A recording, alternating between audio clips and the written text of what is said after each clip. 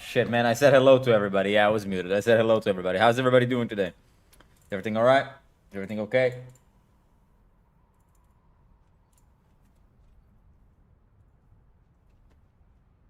We can't hear you? Of course you can hear me. You can hear me. Relax, guys. Everything's okay. Everything's under control. You can hear me. Hello, everyone. Hello, hello. How you guys doing?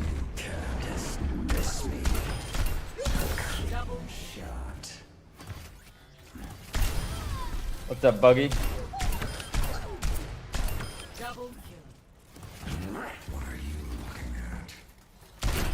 Hopefully some Zen today. Today we're gonna do something interesting. Today we're gonna be looking at streamers or YouTubers. You know, the ones that are not top of the game. The ones that are not like champion tour stuff, not the really elite level players. And we're gonna see, well, how can they improve?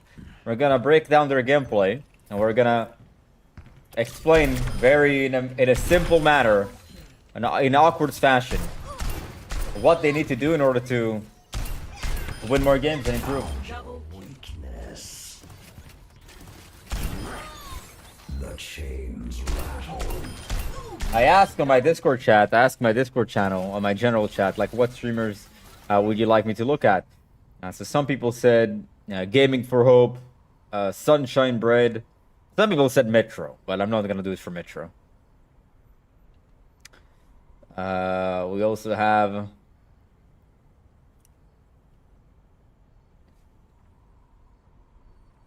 the Fran at 30% win rate. We could do the Fran. J3, but I don't think J3 has played in a while. Apply.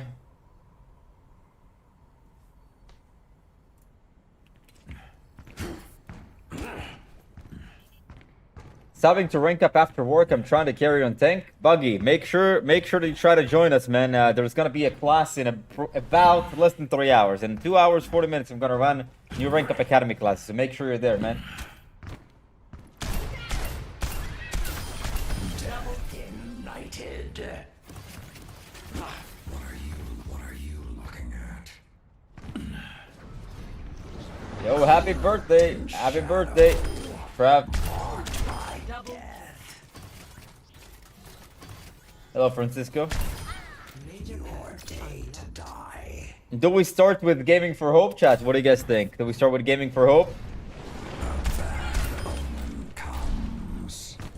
Well, for the sake of transparency, I've worked with Gaming for Hope before. We had a live stream. He was on stream before, and we did some live coaching together. And actually, it was pretty good. SK, no, thank you.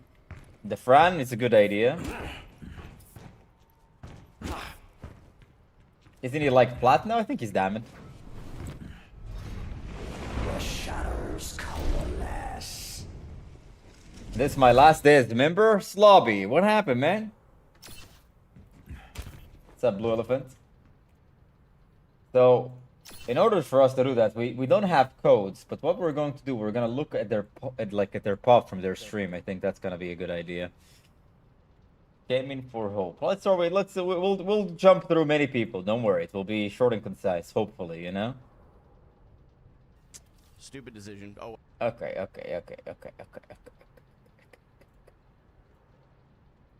All right. Let's just pick things at random.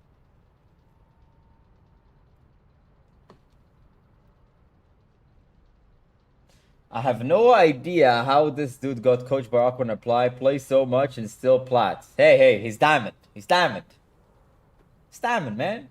Come on.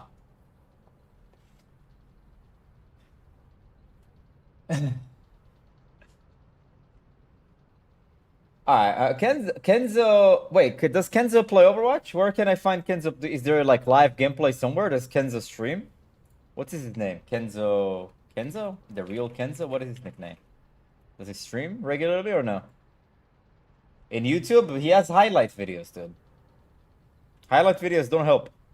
And also, I don't see any VOD of him playing Overwatch.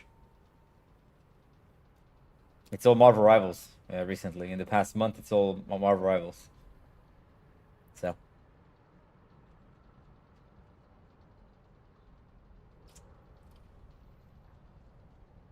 My money situation is screwed. I spent 200 pounds on a festival the other day. How did you spend 200 pounds on a festival, man? What happened?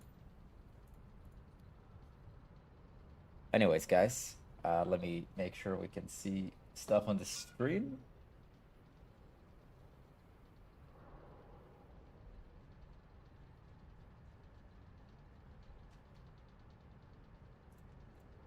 All right, guys, let's begin. So, just so everybody understand what we're gonna do here today, we're gonna be looking at some streamers that are not necessarily the best elite level players or pro players or anything like that, because quite frankly, we could find things that they can do better, but it's going to be so unrelatable to the average foe that it's just pointless to do. The things that people have to do in high elo and they have to work on, like super high elo, we're talking like champ 3, are very small, and they're complete, like they're more micro stuff than macro stuff,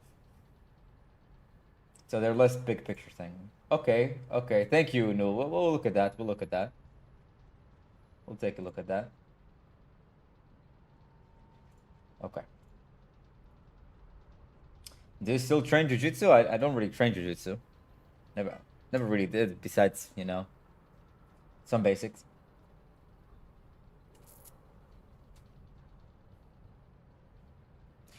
Look, Amina just got rank 1, champ 2, one-tricking Soldier. Soldier is very, very strong. I don't know where people have the perception that Soldier is weak. Soldier is probably one of the best DPSs at the moment. All right. Let's begin, guys. Tell me if you guys can see the screen. We're going to start with Gaming for Hope. So again, we're going to review kind of... I don't like to call the middle of the pack, but all I'm saying is that I'm gonna review people that are streamers and YouTubers, but they're not like the best players ever. They're like maybe battle ranks, maybe low GM, basically things that plenty of people can. They have big picture things they have to work on, and hopefully, if they see the video, that will help them. And also, on the other hand, that will help you from watching. So you guys tell me if you can see the screen. This is from today, by the way, from today. So Gaming for Hope. Yeah, I saw. Like in diamond and in plat, just a division higher is all. So. By the way, guys, please, if you fucking see me watching your stuff, don't flag the video, don't report a video. I'm doing this for you. Times I've played Rialto, I've had to play. Sorry, guessing deep. Yeah. Okay, here is the starts. Okay. Zarya. Okay. Why is his cam so massive? On full screen everything looks massive. Maybe you're not used to watching things on full screen. I'll take the. It gets charged. That's pretty good. Bubbles are alright. I don't have any support. We're gonna have to back up a little bit.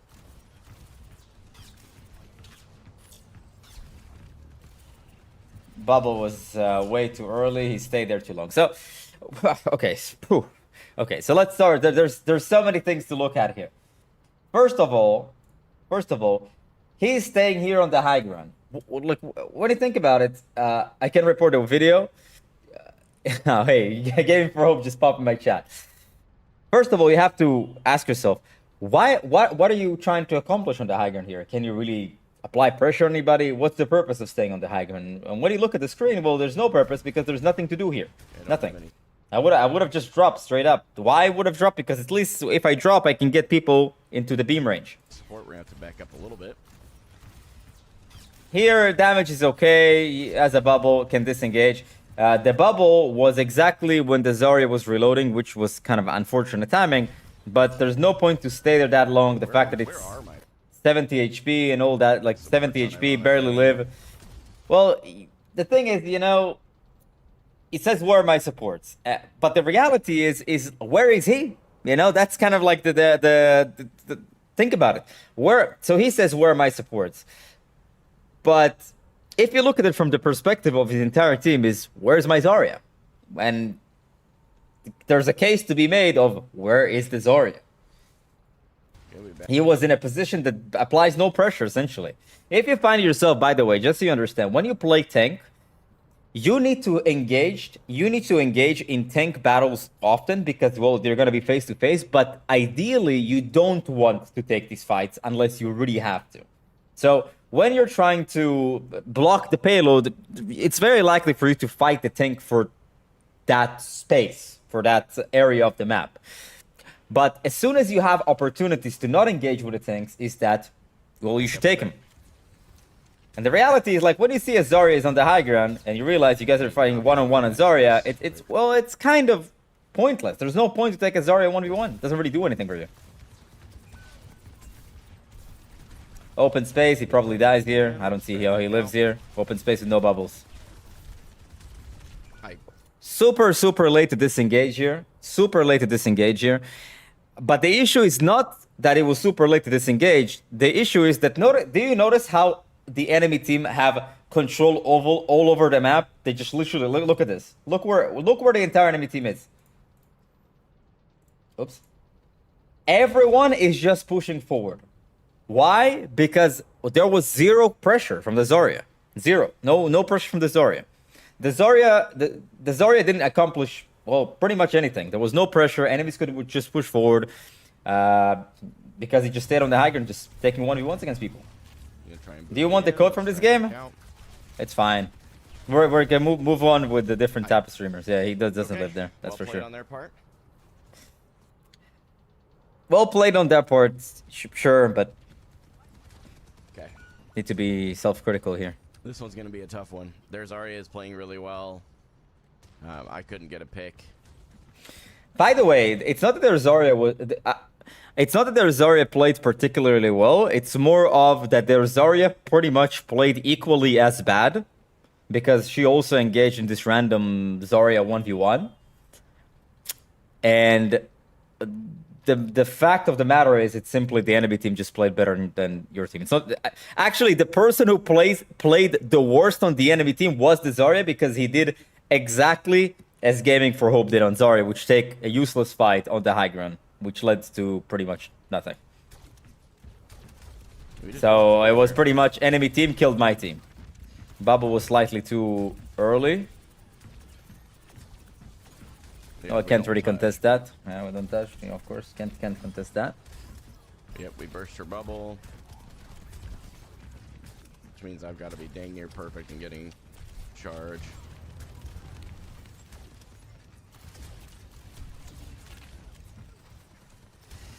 Personally, I'm not a big fan of holding bridge. It's whatever in this case. I'm not a big fan of holding bridge simply because there's no cover. And if they just take the high ground, there's virtually nothing you can do. If the soldier just decides... If the soldier grows one brain cell on the enemy team, all he has to do is just shoot you and there's nothing you can do about it. You will just die.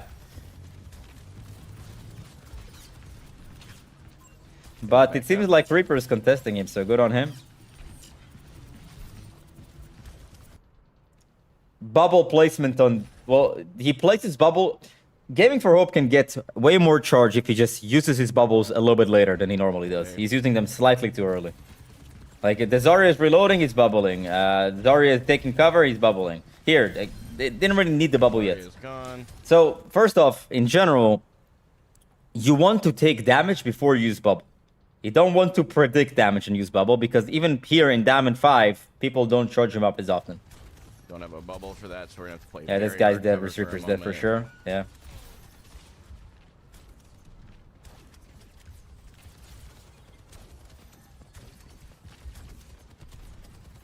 Okay,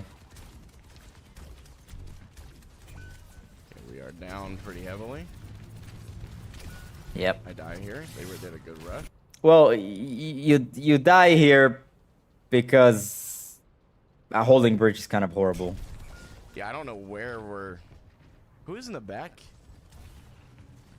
I should have been more aware that my team backed off, I guess. Yeah, the enemy... Like, the problem with holding bridge is that virtually no one can really help you unless they hold the high grounds. It's alright. I mean, it's not a comfortable position to hold. That was a good pull. We need to grab first. That's true. We need to grab first. That's a good idea. Yeah. Usually, when you get your ult, you want to use your ult first because you want to cycle them much faster than enemies are.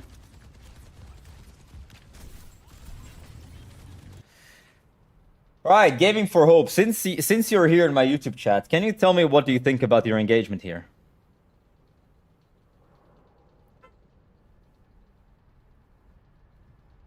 Since you're here in the YouTube chat, what do you think about your engagement?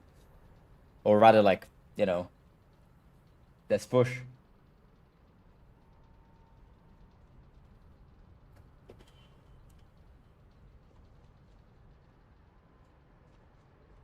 I don't think I was shooting the bubble. I mean, the thing is, you could have just taken the stairs. You don't have to walk in front of the payload. I mean, it's just a very uncomfortable position. Top of the point here. Top of the point here. You have cover. You can literally, virtually just apply pressure on anybody. Think about it. This entire game, outside of the fact that the enemies just ran into you, you haven't really damaged anybody but the Zarya. That was a good grab. No hate. I mean, it's not that it was a good grab. It was the best grab you could have done at that moment. But you just grabbed into beat. You don't want to grab into beat. If they use beat, you have to disengage. But the problem is you already put yourself in such an aggressive position before even anything even happened. Could have taken top stairs. And they just beat you on ults. So right now, there's virtually no pressure on anybody but the Zarya. And that's the first thing. The second thing is that where did my you're constantly taking fights face to face. He died. Which is okay, pretty so much same as number one. Shooting Zarya because you're just face to face. Closer, I guess. We are staggering really hard too. I mean, this Zarya is diffing me. There's no two ways about it. Yeah, sure. Right now, sure. Bubble was okay.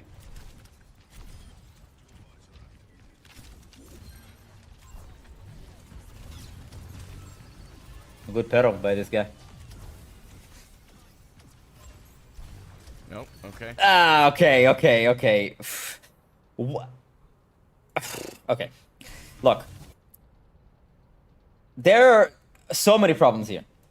Enemy visor. What do you do when when your teammate uses ultimates? The first instinct that you should have is always push. Why? Because ultimate from your team means we have an advantage. Every time you have an advantage, you want to push. Always. It's almost like 95% of the time. You bubble him, good. You get grabbed, great. Pero, think about it. Enemy Lucio is dead. So you guys are playing 5-on-4. Enemy Zarya is literally feeding right now. Really bad by the enemy Zarya. And then you reload with 37 bullets left. You guys use 3. I don't know why. Bubble for no reason. Okay.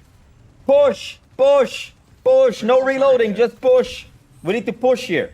Every time we have a clear advantage, we need to push. Good. Boom. Great. Fantastic. But it took like 4 or 5 seconds to push on a clear advantage. It's a no-brainer click W.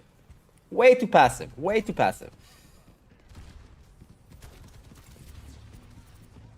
This is good. See, that's a click W. See what happens? Here we play way too passive. No reason to back out yet. They have no Ashe and no soldiers. Died like 3 seconds ago. This guy is absolutely trolling. What the fuck is he doing? What is Zarya doing?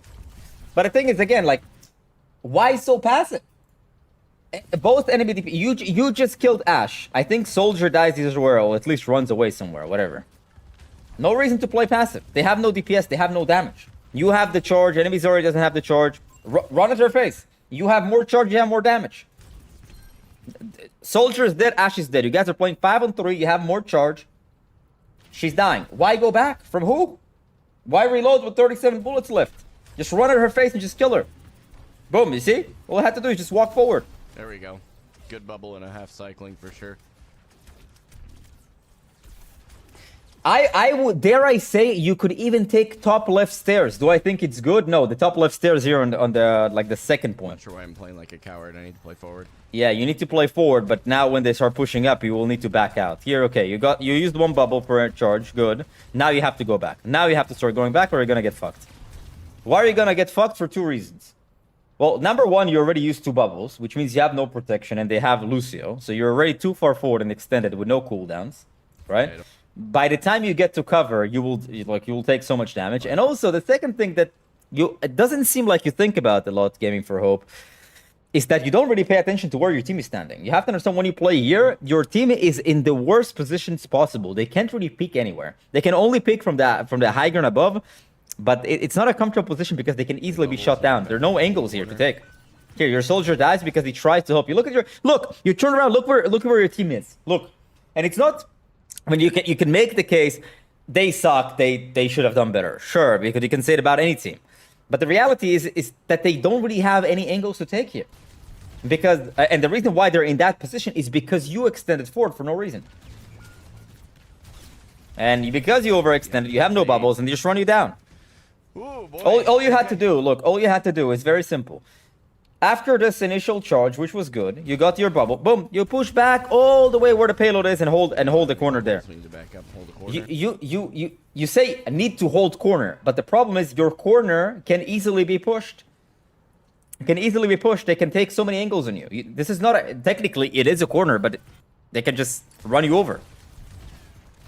But here, if you were standing around the payload here, they have to walk through a tiny choke.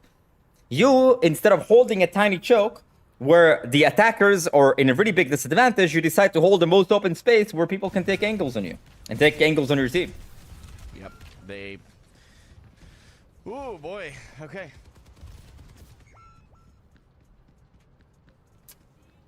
Good timing on that, actually.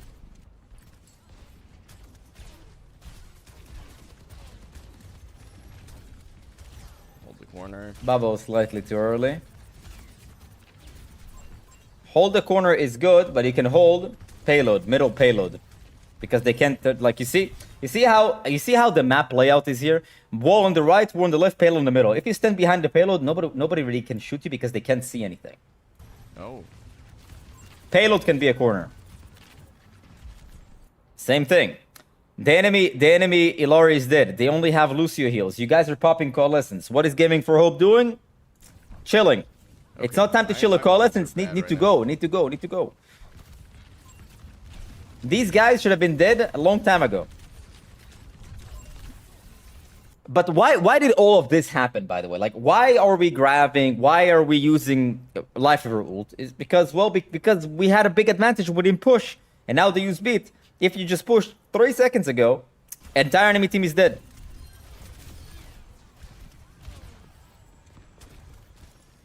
And then you even don't get into the situation. The problem now, you don't have grab, you don't have life ever ult. All it takes for them to win is to well, use Bob and grab as well. I mean, you have Betel for grab. I'm assuming people in Diamond know how to use Betel for grab.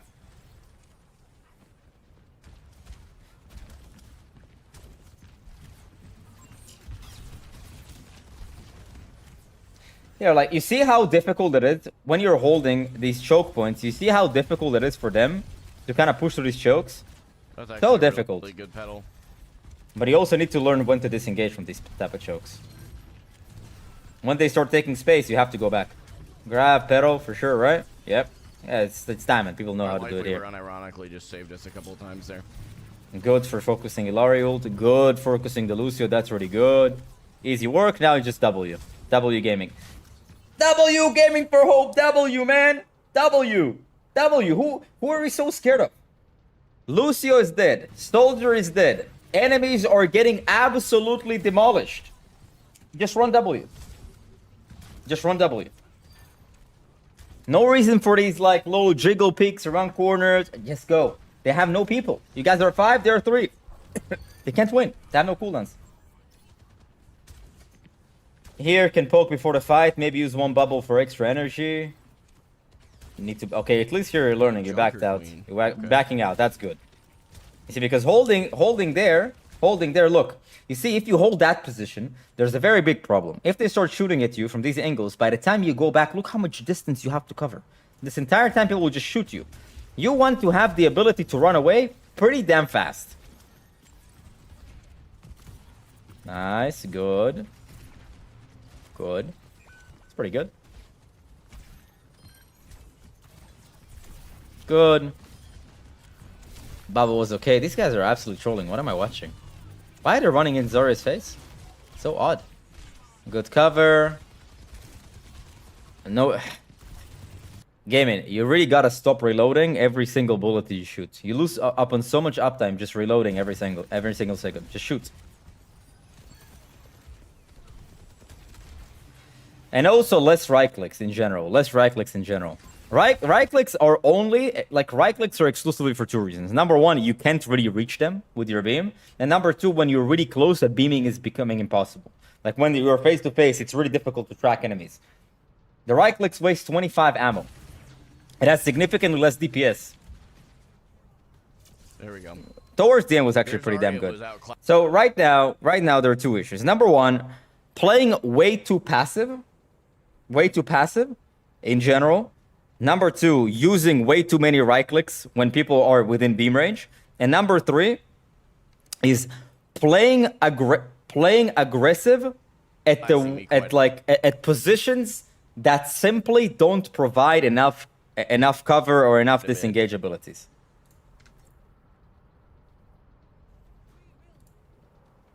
Let's see the attack. That was a good decision. Could have used bubble here the entire time. I mean,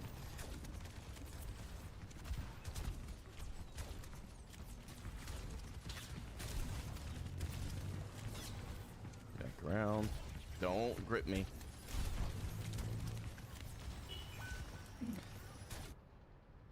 okay. Okay, we just can't seem to stay. I don't know if he gets out. Nope. Yeah, okay. I'm not gonna discuss this. You guys kind of got ruled, but Okay, we have a lot of charge. But I can't seem to be above half health for any length of time.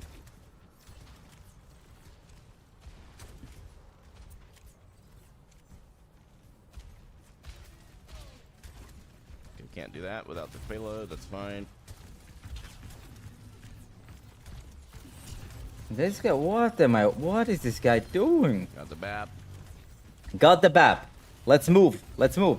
Like you see, this. You have two bubbles. BAP is dead. Enemies have very little healing. Your team is fully behind you. You have bubbles.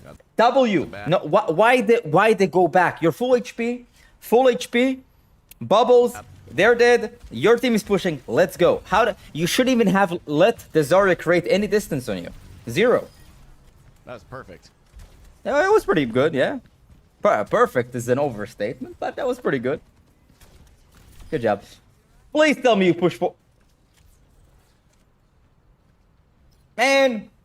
Why all this walking? Over here at the bridge, shoot me fortified. Get your bubble up. No, okay, holding high ground is actually pretty bad. What he should have done is hold bridge, get bubbles, go back around the corner. You're dead. You're dead.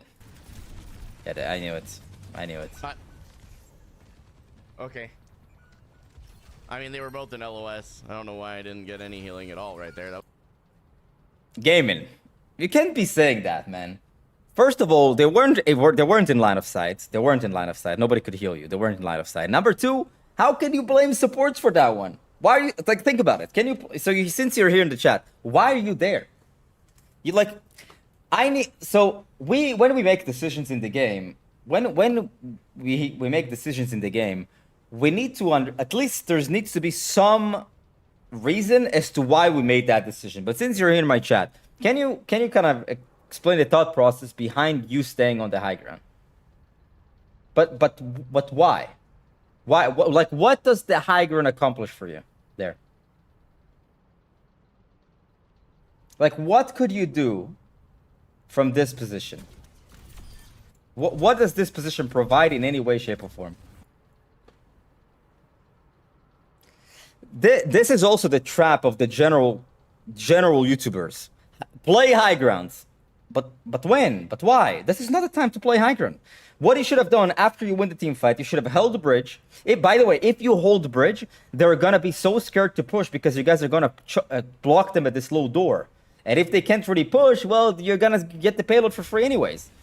Staying on the high ground and provide, so you say, to force an off angle in general, but it was poor in this situation. Yeah, but like, it's not really an off angle. How is that an off angle? Think about it. They walk out of spawn, they all see you. It's not an off angle.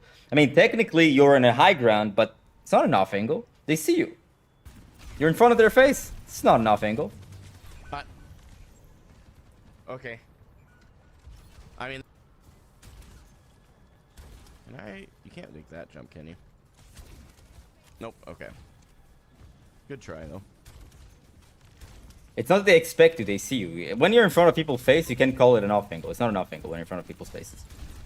They've used a lot of cool... You're the main angle. If everybody looks at you, you're the main angle. Reaper's gonna ult.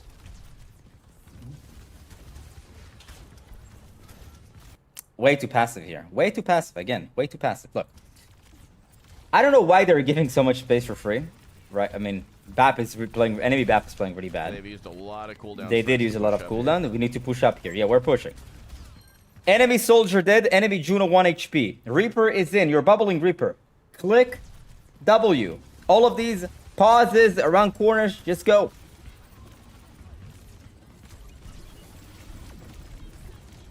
We'll just kite that out. You're correct. Okay, first of all, they use a bunch of ults. The idea, we just kite that out. You know? You just kite that out. Good thinking, but the problem is that you can't say we in a solo queue ranked game. You wanna... I am willing to guarantee, I'm willing to put $200 right now that some of these don't kite and at least one of them dies. How much are we willing to bet? I'm putting $200 right now. $200 of gifted subs, like 40 gifted right now for all my chat. If nobody dies here, I'll give you $200. Let them burn all those. Let them keep burning ults, man. How did I know? So it's good thinking. It's really good thinking, but bad. It's good thinking, but you can't say we in solo queue. So what should Gaming for Hope done here is instead of letting his team take all the damage, he should have been the tank for that damage. So instead of hiding, We'll just pick around the corner. You have 550 HP. You're next to a tree. 550 HP next to a tree. Just pick, jiggle pick, make people look at you. You have to understand, the likelihood of you dying is significantly less than your teammates dying. Why? Because you have 550 HP, they have 250 HP. It's just a math thing. You have more HP, just pick, draw the aggression to yourself because you're not gonna die. Let them burn all those. But you see, because they're picking, you're not picking. Okay, I have nothing to shoot. But if you pick, they're like, oh, Zarya in front of my face, let me shoot Zarya. But Zarya is not gonna die with 550 HP, run cover. Man. You guys are not thinking about this. But how, 550 HP, listen, Gaming for Hope, you have 550 HP, you didn't take a single piece of damage so far. If you didn't take a single piece of damage, that means you just played too passively. Could have just easily juggled around the corner. When your Reaper went in, you could have followed up with the damage. You know, when your Reaper went in here, for example, right? You could have followed here. Push. He's distracting. You could have burnt him from the back. You could have even grabbed him from the back, but you're playing way too passive. Reaper and I. Oh, I thought they used him more. No, dude. By the way, even if they don't use Zimmer here, I don't think you win the fight. 1v4 is way too ambitious. By the way, that's why I did that. Way too ambitious 1v4, even with no immortality. You kill 2 and then you die. Good bubbles. Good bubble.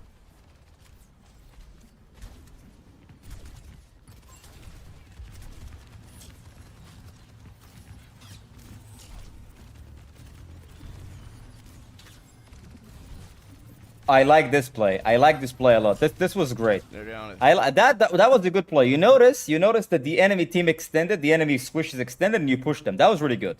That was a good play. I like that one. But how many times have we seen you do that in the game itself?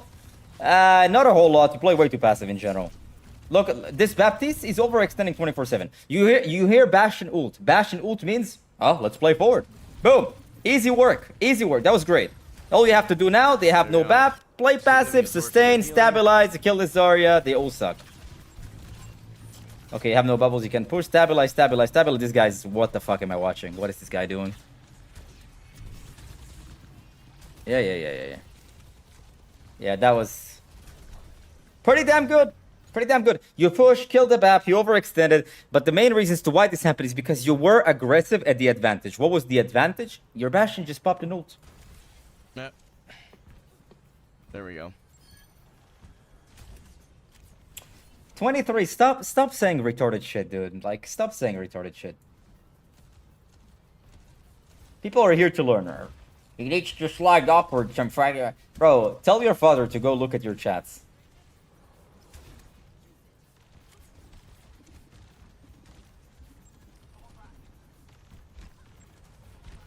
Here, I need to push. You kind of AFK here, probably looking at the chat. I get that.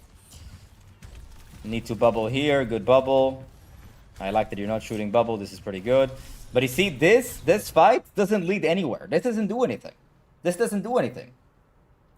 Look, you go here, you shoot, realize, who do I want to shoot? Enemy Zarya that is doing fuck knows what, getting double pocketed, or just do I go to the right side here on the stairs, the right side stairs, and just beam this guy down?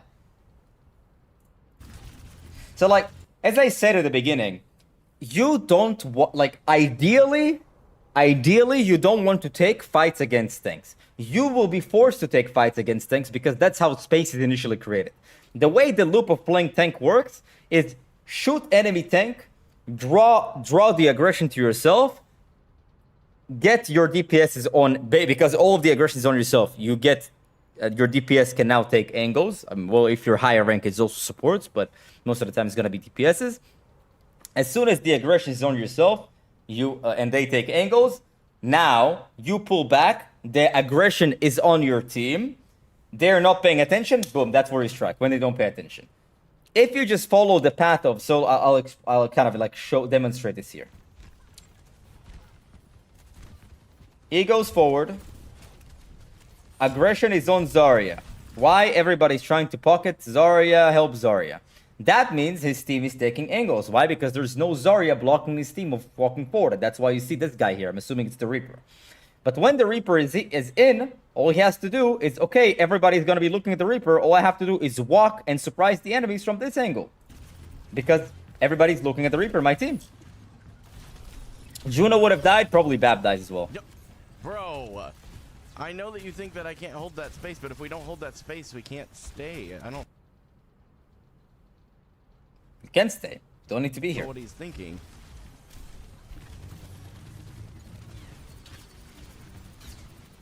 The Zarya is absolutely trolling. But you see, like, you're super tunneling the Zarya. Fuck the Zarya. Like, if she's not in front of your face, let her go. Look, this little push on the Juno got you like 3 times more value than you had in the past 25 seconds. If the Zarya doing fuck knows what, why do I care? That was a good grab. I like that you're not using right clicks. Look at the beam. Look how much DPS that is, and you have so much ammo. Push! Gaming for a whole push, man. Push! Who are we so scared of? They have no supports. They're dead. Just push. You have 550 HP and 2 supports behind you. Here. Zarya, no supports, 1 HP. Push. Push. 550 HP, what are you so afraid of? Push. The fact that Zarya lived that long is criminal. You see, try to surprise the Ashe almost. How did the Zarya live here just die the entire time? What is this?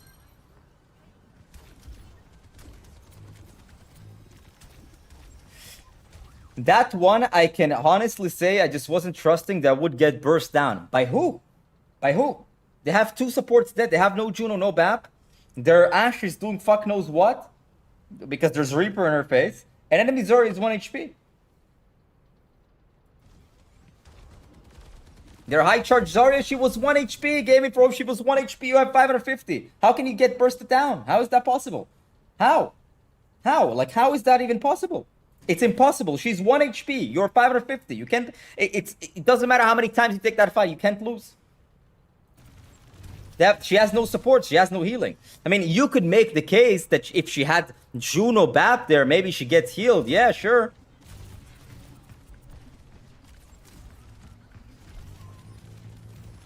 All you have to do now is just kind of use the payload as cover and just keep beaming Zarya down until she goes back, and then you push. Push. Push! Gaming, push! But, you know, it's more important to say where to push from rather than just push. Kind of early bubble, whatever. Here. Zarya is getting beamed. I like that you're... no reason to reload with 38 bullets left. Need to keep shooting because she's in front of your face. Beam, beam, beam. Look. I'll tell you exactly what I would have done here to win this team fight. Easy. Zarya is going back. You're 550 HP. You have bubbles. The enemies are clearly distracted. All you have to do right now is walk right and cut them off on the right side. Walk right side through that little door and cut them off. That's all you had to do. You would have killed Soldier 100%. You would have killed Juno 100%. What the Zarya did to your Bastion is what you should have done to the enemy Soldier. But now you're -1. I don't see how you win. Maybe you win if they fuck up somehow. Yeah, BAP is playing fuck up simulator. Push! Gaming! Push, man! Push! Push, man!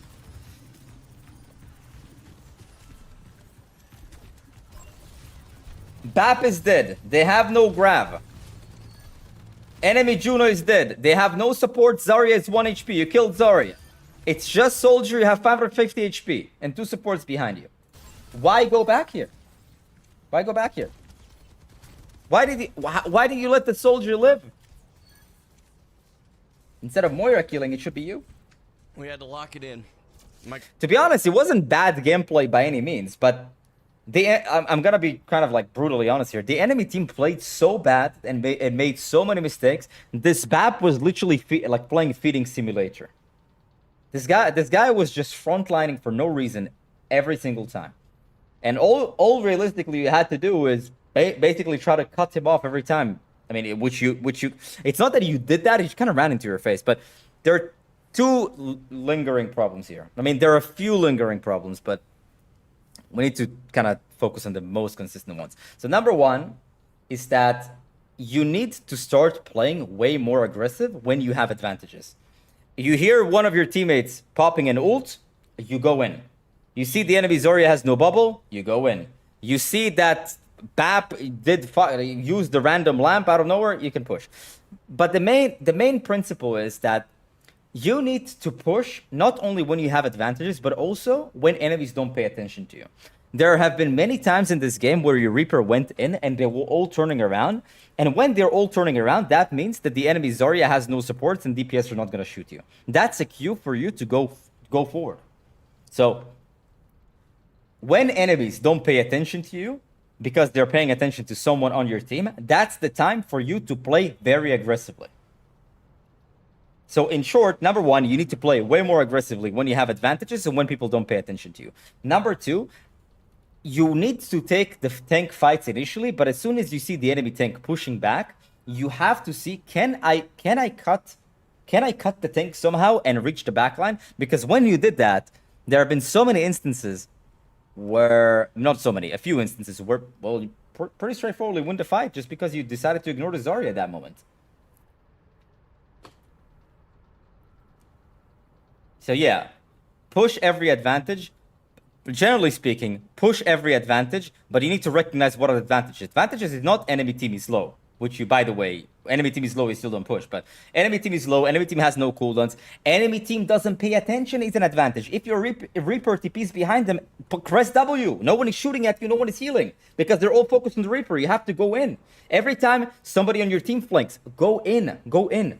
Because it's diverting the enemy's attention. And if they're not looking, you have to push, you have to capitalize. Every time the enemy team is not looking at you, that's where you should push. Every time you're sitting in a position where you can cut the corner and move into a surprising position, just go there. Like on second point high ground. Why fight the Zarya on the high ground? She's doing fuck knows what. Cut her off, kill the supports. How does the support have way more kills? Because a Moira orb guarantees like 5 eliminations to fight. All right. Let me go into another bot. Somebody suggested Sunshine Bread. I think Sean said Sunshine Bread. Sunshine Bread.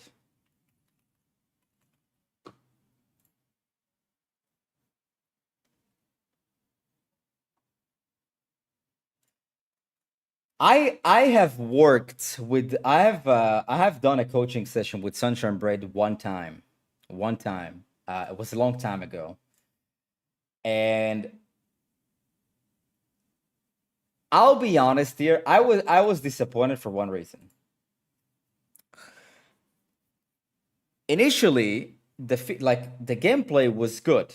But then I showed up a day after, and it seemed like everything that I said just have been forgotten. Yeah, of course, gaming, man. I want, dude. I want to see you rank up. I'm gonna be honest. I'm not a hater, dude. I am generally not a hater. I actually think you can hit masters. I legitimately think you can hit masters with some tweaks. If you play slightly better, by the way, slightly. I'm not talking. You don't need to play massively better. If you play slightly better, I think you can hit masters. And Sunshine Bread, so we had a coaching session. A day after, I show up and like everything that we talked about, literally none of that was even thought about, implemented, or anything like that. And also I showed up and there's like another coach, like every day was new coach working with her. And like I get it if you're trying to do content, but if you say that you want to improve at the game, at least try to work with one coach. And if you feel like that coach doesn't work out for you, sure, you can swap. But every day, new coach, yeah, you're gonna get conflicting advice. It's not conductive to your learning.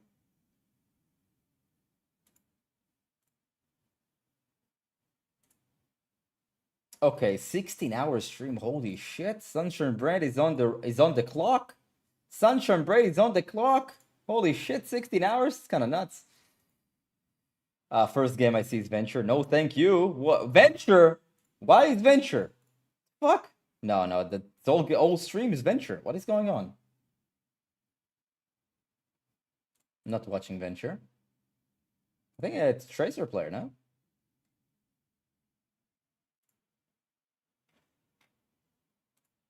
$10 hours. Venture. Intentionally go to my way to post on Twitter. Dude, what?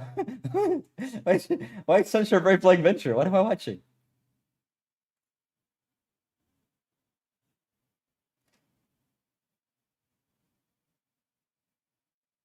Sunshine is the most hardworking and improving I've ever seen. I think she's a sweetheart, but I disagree with that completely. I actually think that's not true at all.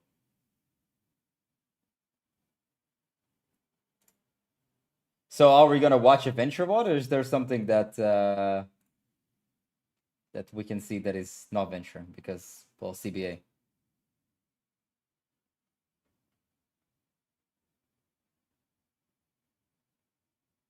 Soj, okay, I see Soj here. Okay, we see Soj.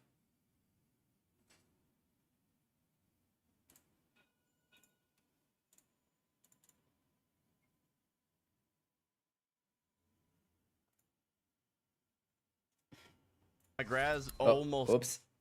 Boom, boom, boom. Okay, let me turn on the screen, guys, for you. There's a Soj gameplay here.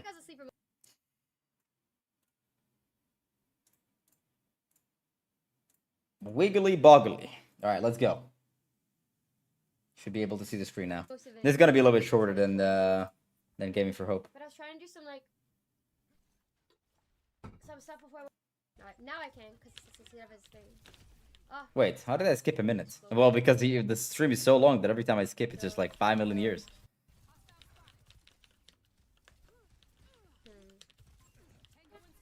That's pretty respectful of me. So this is Masters, by the way. This is Masters. Pretty high rank.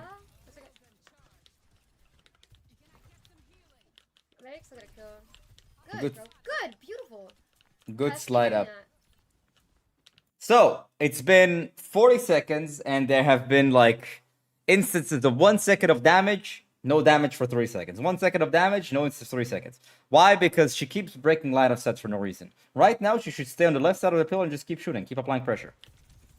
I don't want to kite here, but I needed my tank. A lot of wasted time. Very low uptime. Very low uptime. So I want to kind of briefly explain what is the purpose of uptime. I mean, uptime is like the father of all fundamentals, because without uptime, nothing else works. So uptime, in short, is just playing aggressive. Playing aggressive, constantly do something, play aggressive, okay? So the reason why you want to play aggressive is because, well, things happen when you play aggressive. You shoot enemies, they use cooldowns, they go back, they die, right? Without you shooting the enemies, they don't die. If you shoot for 1 second and then stop shooting for 5 seconds, enemies will never die because they will get healed, their cooldowns are going to recharge, etc., etc. If you want to slide to top right now, do you think that's the time to slide top right? The answer is obviously no. Why? Because the enemies are not pressure. The enemies are still standing here. If you slide top right, Doom is just gonna slam in. Yeah, Okay, now it's a pretty good time. That was a pretty good time. Ah, it's okay. That was a pretty good time to slide. After Doom disengage was a pretty good time to slide. Good. Shoot Doom here. Okay, this guy's trolling. What is he doing?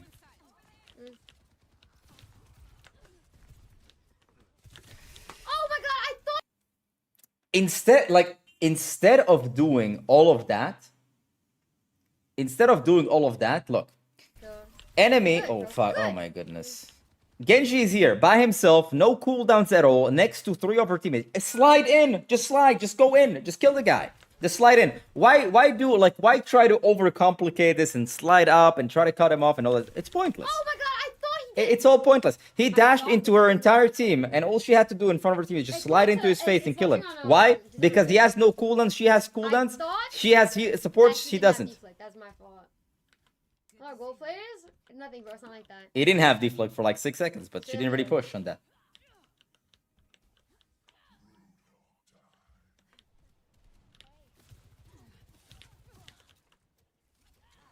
Bum, bum, bum.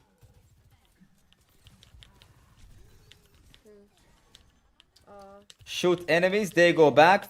Shoot enemies. Very, very passive. Very passive. Very passive. Okay, I look at my harbors gonna. This, by the way, this angle top right. What do you guys think about sliding top right here? Genuine question for everybody. What do you guys think about sliding top right here? What do you think that position achieves?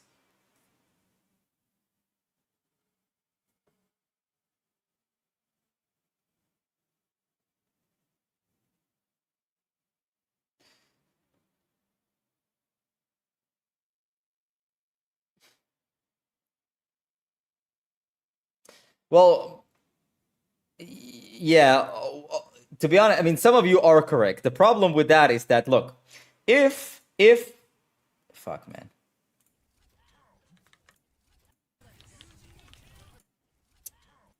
Dude, is that the fight? Where's the fight, dude? The stream is so, okay.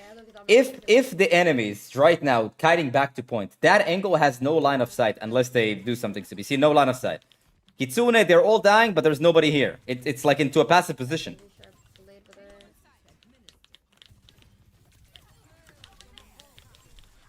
Bye-bye. Unless...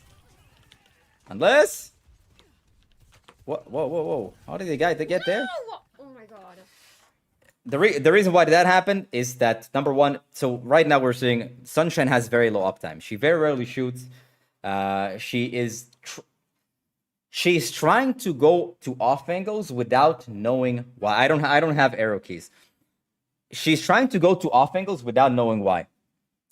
The idea of an off angle, why would you want to take an off angle? I'll kind of explain this really, really fast. The reason why you want to take off angles is essentially to surprise the enemies. You want to go into positions where the enemies are not looking. But it's also positions where the enemies are at. Right? So sliding here to the top right doesn't surprise the enemies because there are no enemies here. And also, they use Kitsune. They have no Doom. Need to click and push forward. This whole thing is just a waste of time.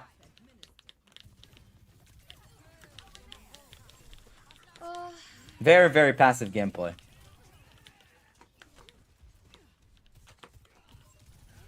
No! Oh my god.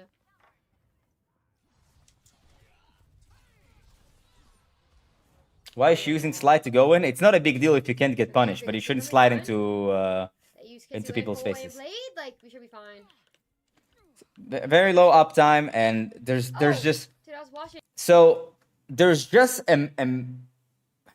Sunshine doesn't understand why... She understands she needs to take off angles, but she doesn't understand why.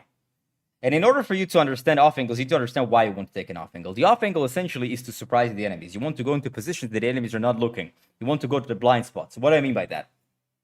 Let's say your team is on the left side, which means that the people on point are going to be looking at your team that is on the left side. So if you pop from the right side, you're essentially going to go into a position where you can kill enemies because they don't pay attention to you, because they're paying attention to your team.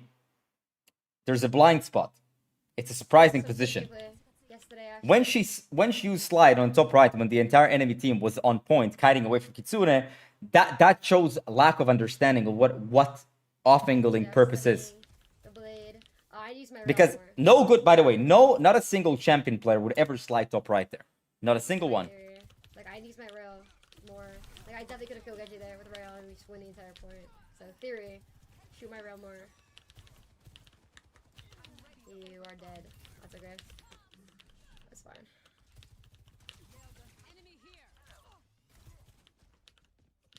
Can I get some heals? Yes, I can. All you have to do is ask.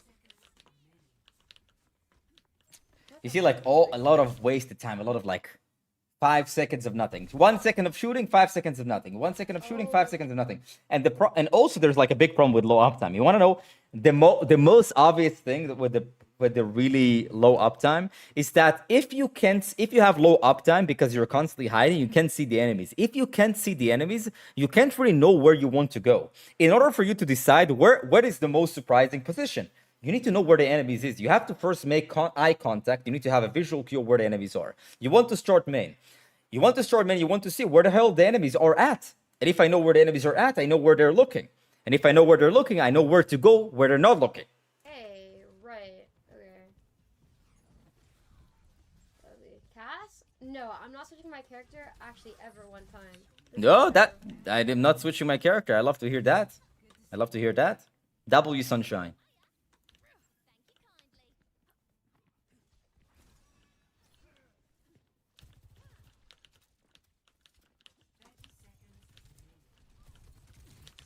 Enemy soldier top right. So you see, visual cue. Doom here, Moira here, Doom top right. That means where is the soldier not, like, where are the people not looking? If left side, circle around the left side here, boom, try to catch Moira by surprise. This is the front position. Up, shoot, please shoot, Sunshine, shoot.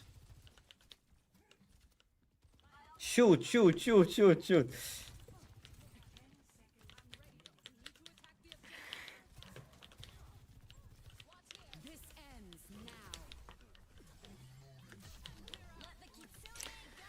You know how we the Jews say, oy vey. This is oy vey.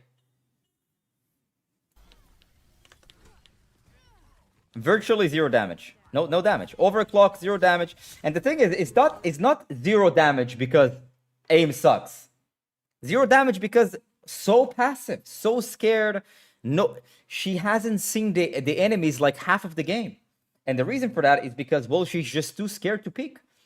So, number one, Sunshine needs to play way more aggressive. But I think that Sunshine simply doesn't... She plays the game on autopilot.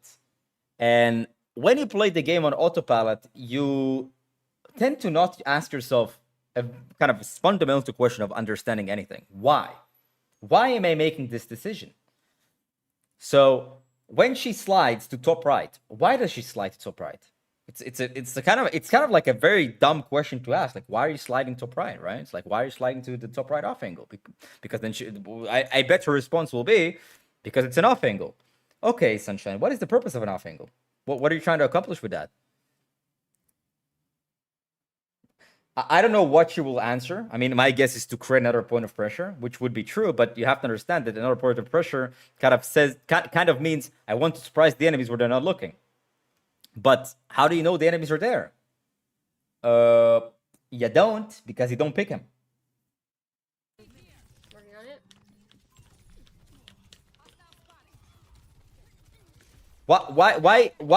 Why did she kill Kiriko? I know this is like kind of an unlosable fight, but the reason why she killed Kiriko is because Kiriko was busy. Kiriko was busy. That's kind of what off-angling really is. Look, check this out.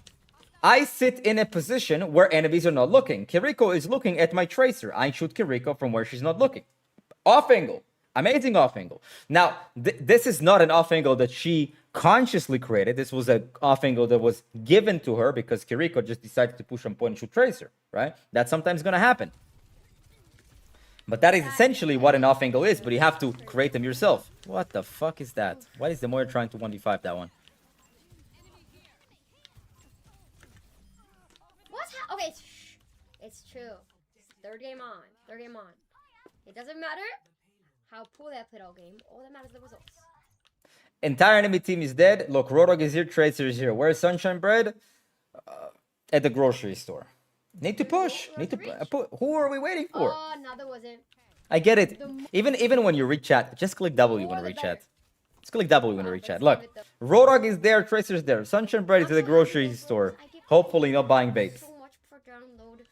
Everything went so well. And the thing is, like, who can Sunshine Bread shoot here? Look, enemies are just walking forward because there's no pressure. Why? Because Sunshine Bread is at the grocery store. And also, how can you know where you want to go if you can see the enemies? So if Sunshine Bread, for example, was on top and saw where the enemies are pushing on the left side, it means they're all looking at the road on the left side. You could have walked to the right side and tried to surprise somebody. Crappy. So in short, so the reason why Sunshine Bread plays a lot, goddamn. Like I was browsing through the VODs, we're talking like on average 10 hours every day. And I'm gonna kind of be very brutally honest here. I have to be super brutally honest because I generally think that Sunshine Bread, from my interactions with her, she's a sweetheart. But if you play 10 hours on average every single day and you're kind of like hard stuck Masters 5 Diamond, it means that you have no feedback loop. You play to play. You just play to play. You know? And it's putting in the hours is only good if you have some sort of a feedback loop. Playing the game is low effort. Anybody can play the game. It's very low effort. The effort is getting through the feedback loop. What is the feedback loop? It's actually like pausing for a second and think, what the fuck did I do wrong in that game? Why am I not getting kills? Why do I have low damage? Does she play to improve? Yes, she well, at least she says that she is. She says she does, but the actions are not there. Why am I not getting kills? Well, the simple answer is you play too passive. And most people will say, well, when I play aggressive, I just feed. Great, that's the next step. The first step is play aggressive. Next step is probably feed. Third step is figure out why am I playing aggressive and feeding. And I'll give you the answer is because you're playing people's faces. Play aggressive, feed. Ask yourself, how can I play aggressive without feeding? Move into positions that are aggressive where the enemies are not looking. How the fuck do I know where the enemies are looking? By looking at them. By playing aggressive initially. If you play aggressive, you stand right now on top of the high ground. You will have a visual cue on the entire enemy team. If you have visual cue on the entire enemy team, you know exactly where they're looking. And if you know where they're looking, you can go where they're not looking.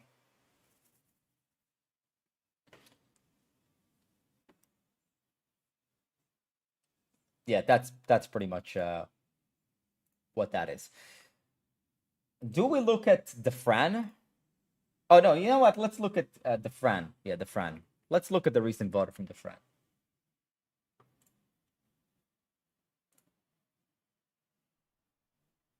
Yeah, we'll do Kenzo after. When did the Fran play? Yesterday. And he's playing... Why is he on Mercy, bro? What am I watching? Why is he on Mercy? Why is the Fran on Mercy?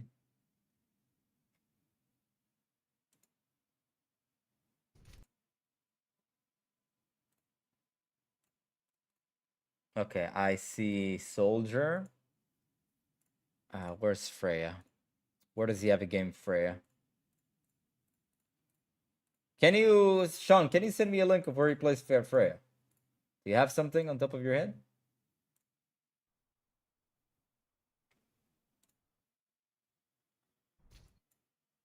Let me, I'm going, okay, I think I found one. Okay, I found one. Okay, boom.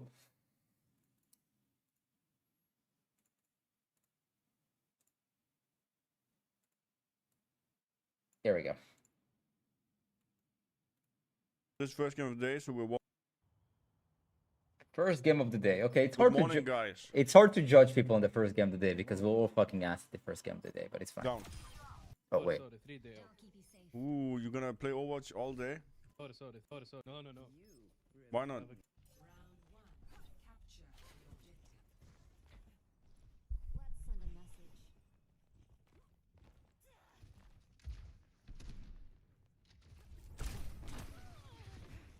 Somehow didn't shoot. Yeah, didn't shoot.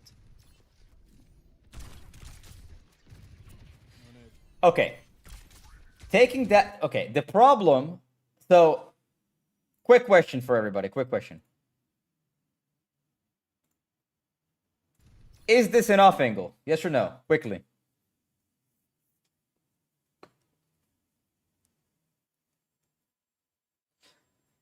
The answer is yes. So can somebody explain to me why is he on the off angle and everybody just shoots at him to the point that he's low HP and he gets pushed by soldier and probably dies? Doesn't die. Okay. Yeah, peaks too early. Now, it's fine to shoot, but what I think he should have done is go with his team initially over here, shoot a bit, and then move on to that angle. Would have worked way better, simply on timing. Because he moved onto the off angle so early, and he picked there so early, that the enemy simply, he was the only person they saw. Way too passive here. He's giving free space. Walk forward, shoot, you have 2 dashes. No reason to give that, like... They have to walk through a tiny choke point where he can virtually not miss any shots. He has to walk and play over there, not let them walk in for free. All of this is letting people walk for free. It's not good. Way too passive here. Especially when you play a character like Freya, where, well, you can't really die because...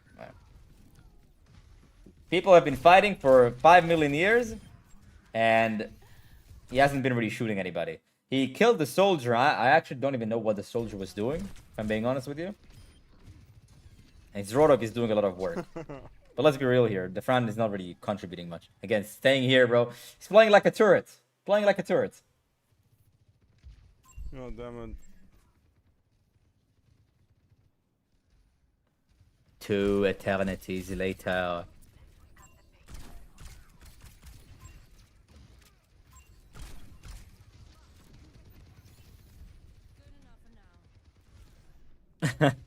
Dude, what the fuck am I watching?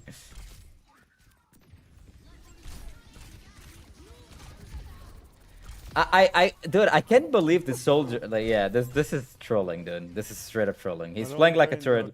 Everyone is pushing. I don't know why he's standing here. Very low uptime, very far away in general. I think his Rodok is literally. I mean, his team is kind of doing a lot of the work. He's just killing soldier because that soldier is dumb. Dude, Freya just broken or what? I think this one is gonna be a little bit more interesting. This is less of a map where you can just camp a spot.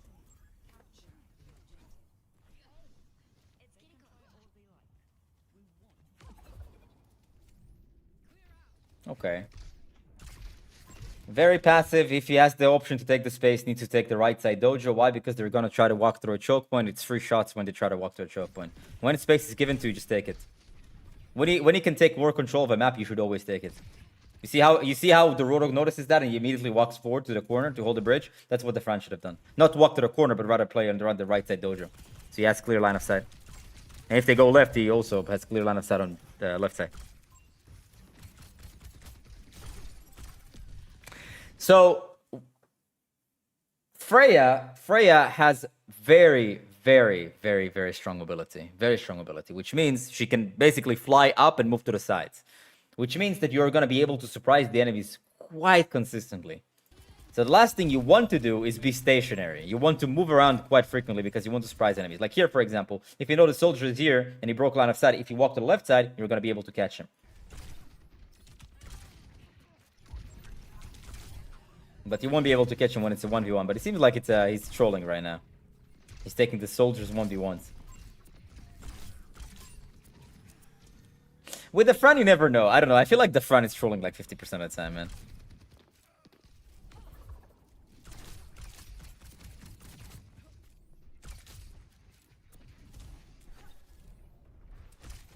Oh shit. He got me.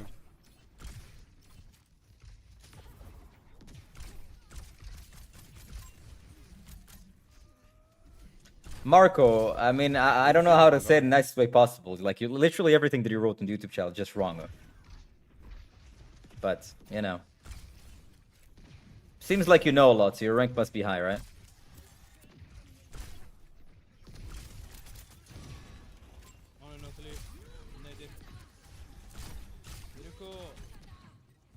Well, again, kind of stationed like a turret. He's been shooting a full HP Sigma this entire time. He could have taken so many angles.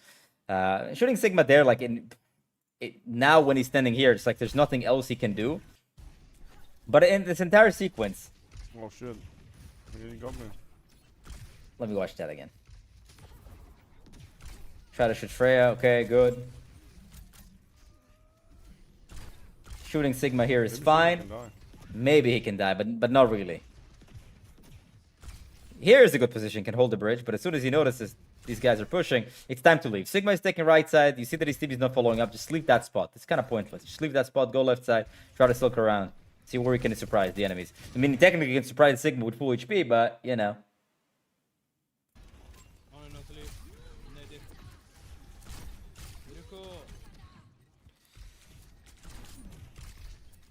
Sigma low. Why is the Fran playing like a turret, bro? No, man. Dude, this Sigma, this was illegal what he did.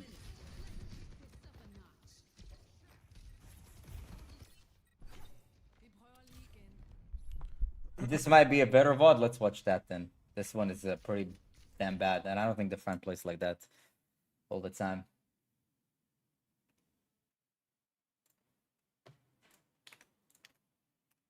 Let's switch a VOD. Sean provided with a VOD. Well, he sent the VOD. What do you mean? Where's the Freya? He sent me a VOD with no timestamp. Sean, what are you trolling?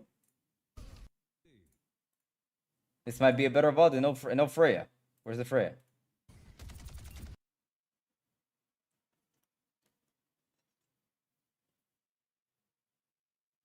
The front has 23% win rate on Freya. Well, I can tell why.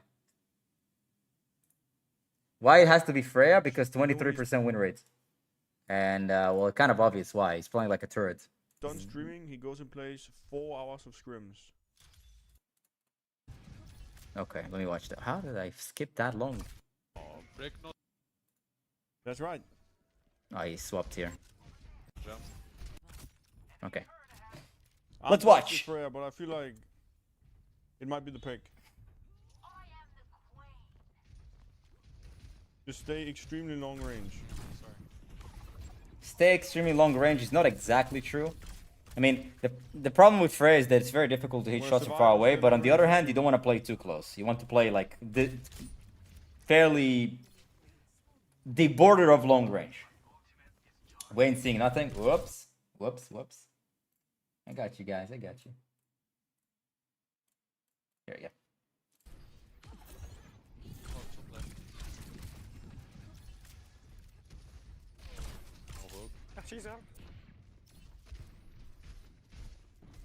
Break 1, 0 CD, have out. Very, very stationary. Kind of. Could have taken an angle on the right side, maybe. Could have tried. I mean, the left side is now good. Look how. Look. Check this out. Check this out. Check this out. Check this out. Let me show you something very quick. When you see, we have to skip for like 5 seconds. When you see this screen where everyone's looking here, that's your cue. Let me move quickly to the left side. Why? Because everybody's looking here. I can surprise people on the left side.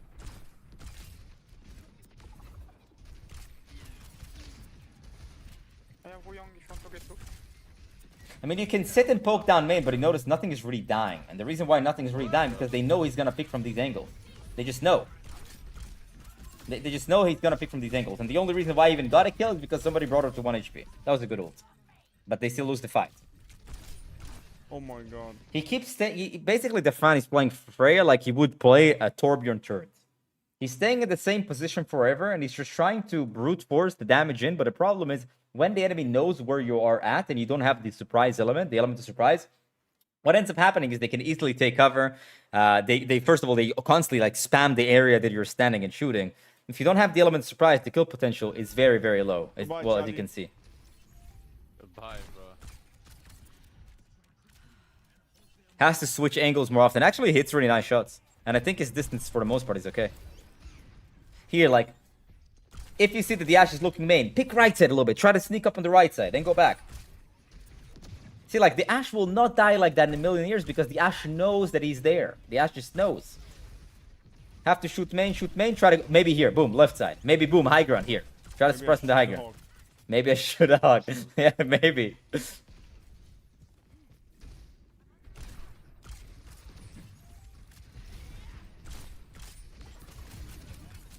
I mean, here, he wins the fight. Why? Because Junker Queen. The contribution, the Fran's contribution is very, very low in these fights. Outside of spamming down main and doing some damage, there's no contributions. They have no heals. We could win this.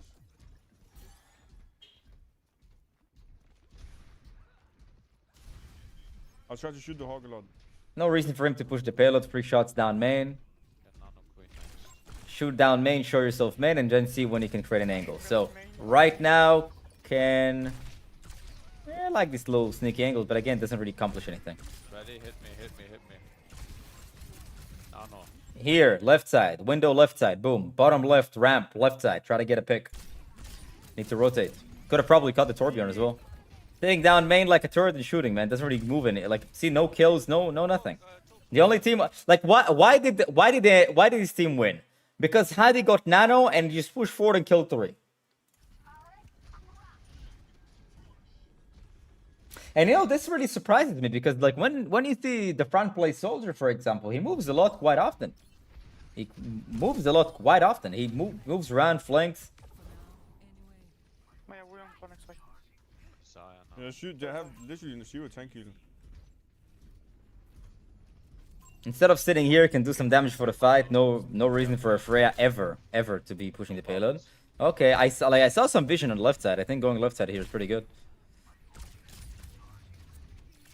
I mean, here you have to set up main, and when you have an opportunity, shoot, and go left. Okay, you see, Ash top left. If you go left side, you can surprise.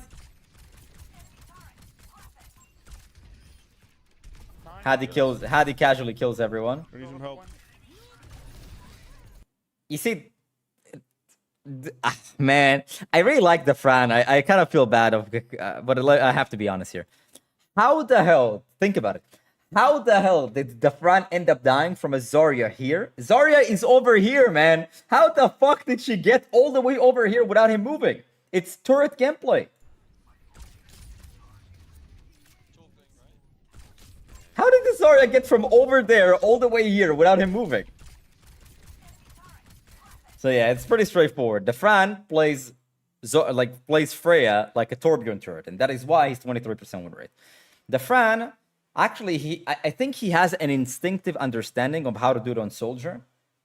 But that's exactly what I'm talking about. You see, the Fran is one of the best players of all time in the game. But just because you're good doesn't necessarily mean that you understand why you're good. It's like kind of a subconscious thing. In order for you to be able to teach these things, you need to make the subconscious, you need to understand it consciously. You need to understand, why am I beating these guys so easily? And it doesn't really boil down to mechanics. Well, the Fran has really good mechanics, but at this point in time, there are a lot of people with really good mechanics. Like, the Fran is not outstanding in terms of mechanics compared to Champion 3 players. I'm not saying he's worse than them, but he's definitely not significantly better. So it really boils down to decision making. And what is the decision making that the Fran is lacking? Is simply playing Freya like a turret. He needs to understand that he needs, in order to get kills, you need to have the element surprise on enemies. And the more mobile your character is, the more easy, like, you can do it so much more easy. Because you can move pretty fast. So when you're standing here, 2 seconds later, you can show up on the left side. So if you know Ashe is in top left tiger and shooting at your teammates here on the payload, or shooting at your tank over there, it means that the Ashe is not looking at that position currently on the left side. If he goes left side and try to get surprise, very likely to get a kill. But even if not get a kill, probably force out of the fight for quite some time. So in short, the Fran, you need to constantly start main, shoot. When the fight plays out, figure out where the enemies are not paying attention to, and move into that position.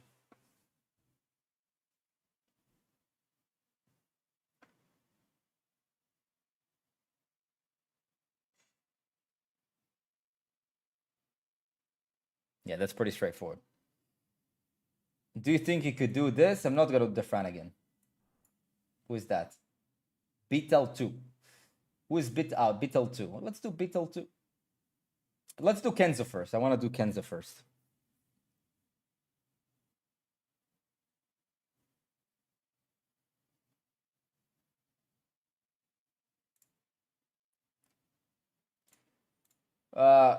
Deleted. You sent a VOD of, you sent Kenzo's VOD. Do you have it again?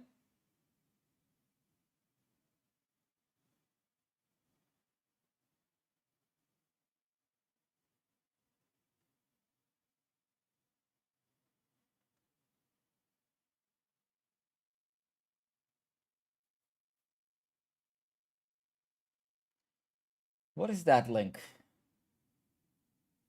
Why is the blue string aesthetically pleasing? Are we learning from the player? No, we actually try to help them, man. 23% on Frey is pretty damn brutal, man. It's a very low win rate. I'm gonna suggest Gallo, but bro does not need. I'm gonna be honest. I actually have in today's class in Rank Up Academy. It's gonna be an hour 30 minutes. We're gonna use Gala for. I think he's a don't get me wrong. I think Gala is a really good player. He's probably one of the best supports in the world. But today we're gonna do in the class. We're also gonna use Gala as an example of sometimes what not to do.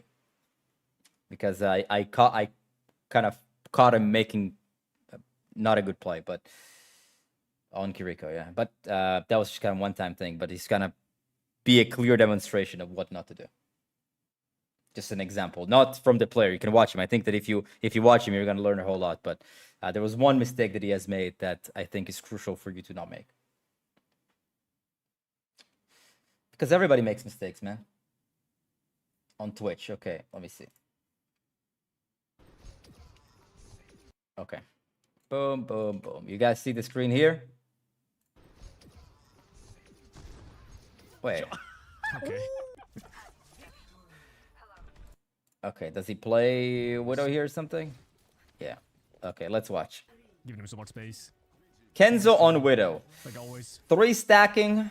I don't know what rank this is. Seems like... I don't know what rank this is.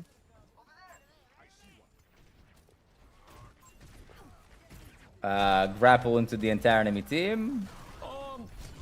Okay, I got pick.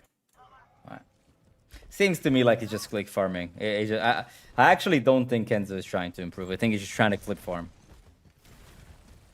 What the fuck was that? And when you're click farming, who really cares what you do? You can do 360 no scopes in front of a bunch of enemies. Who cares? Kenzo is usually masters. Just one. Good to know. Fucking trash her. Thank you. Play Kaz one. I want to play some Widow. Good warm up Widow. Oh, that was a clean ass shot. He's not wrong. That was the clean ass shot. It was a nice shot, but the problem is that's like the only shot that he has shot in the past 30 seconds. Kill Ryan.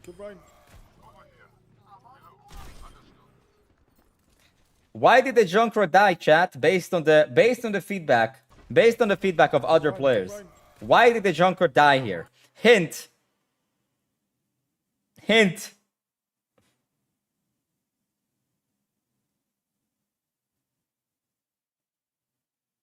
Surprising angle. Yeah, off angle.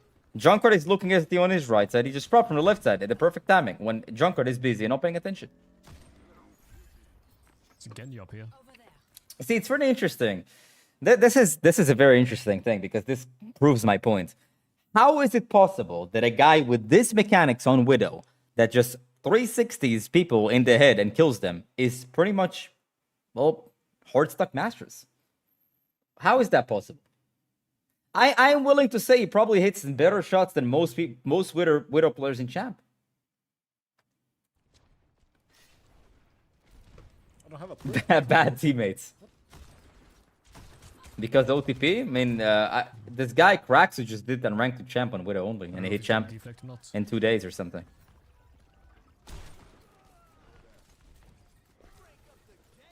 By the way, when you think about grapple shots, what do you think the purpose of a grapple shot is?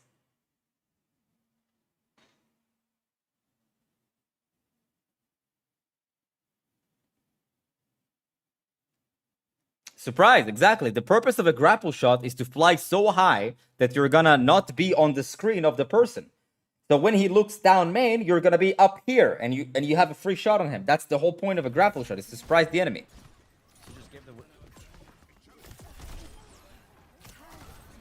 How did that miss? That should have been a hit.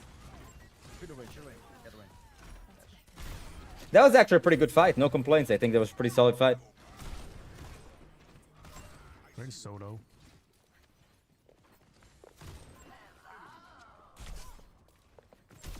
Stayed too long. That was a nice shot, but he stayed in the same position for too long against anyone.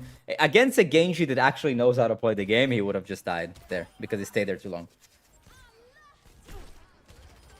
Nice shots though. Really impressive shots. But what rank are these people? They seem like he's playing in middle ranks. What ranks are these people? Sombra. He's back. I'm back. Yes. This is Masters 3? This is like placements, Masters 3? Almost surprised the Widow. Show dad.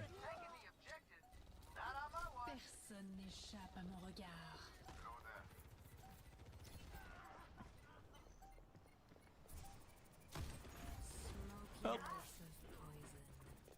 Any chance you can butter you loads the troll? No, he's champion too. He doesn't need me to butter you. The whole point of the stream is to show you what popular streamers that are not necessarily high rank are doing wrong, even though they play every day for hours upon hours. Oh, come on. Nice shot.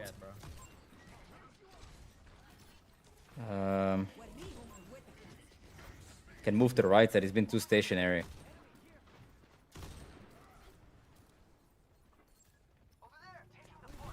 Very, very stationary. Ah, I wish it would hit that. Okay, nice.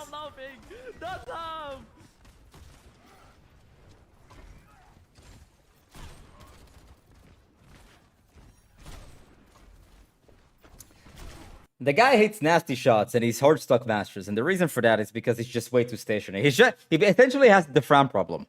He's playing like a turret. And when you play like a turret, and by the way, he's playing against characters that are not very mobile. I mean, now they swapped to Sombra, they played Genji before. But when you play in the same spot for too long, essentially people just scroll up on you, and essentially you get surprised. Need to move more often. He hits nasty shots though, I'll admit. But that kind of proves the point, the mechanics are not that big of a deal. And there are way worse mechanically Widow players in Champion. And he's in Masters, just so you understand.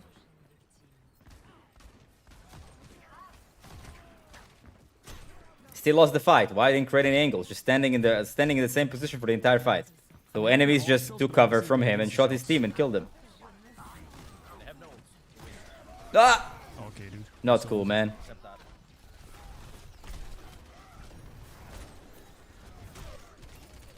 No one can hide from my 3, 2, 1. Pick me. Well, pick me. Maybe you pick her.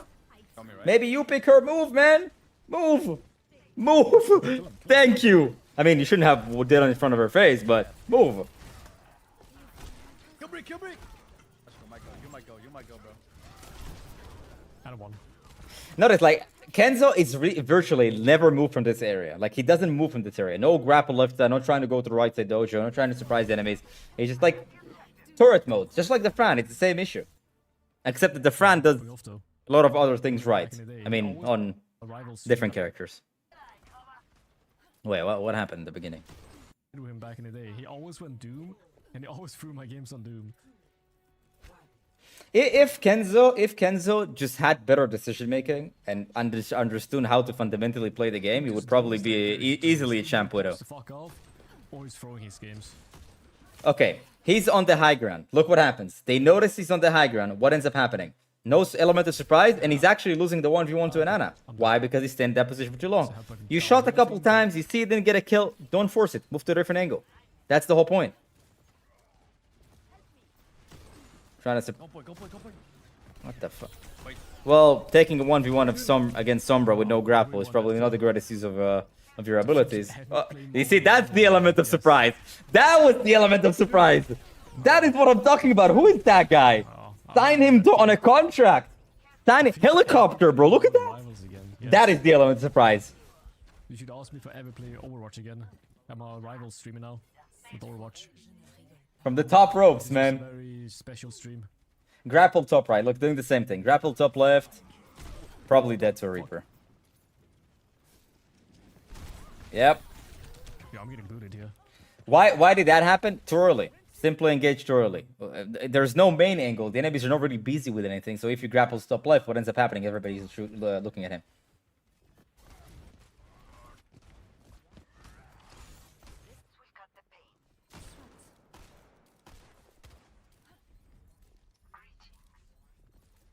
This Junkrat needs to shoot the fucking rain. He doesn't die, bro. Boom. Ah, that was a close one. Why did he do that? Wait, come rushing. How's it not a kill? Yeah, does Widow still have damage fall off? Now, if he uses grapple right now top, very likely to get Diana, by the way, just letting you know. Why? Because Diana is probably going to extend and try to zoom in to heal her teammates. And he could surprise her. Funny enough, the only time he doesn't grapple top left is the perfect moment to grapple top left. Perfect moment. But it's just because I didn't charge up my You shot. see Ana is standing on the high ground. He could have just grappled top and probably kill her. Boop.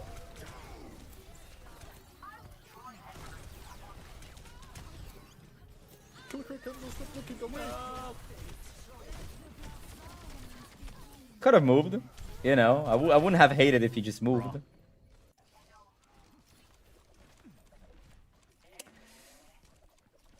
Okay, same problem as the Fran. The guy is way too stationary. He plays like a turret in Widow, and that is why he's stuck in Masters. Because it doesn't matter how good of your mechanics you have, enemies have shields, enemies have movement abilities, enemies can move around.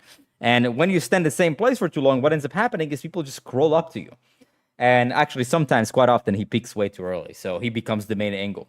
The idea of popping from an off angle is when the enemies are most busy. If you pop from the off angle too early, what's going to happen is everybody's just going to look at you and shoot you, just exactly what happened with Diana.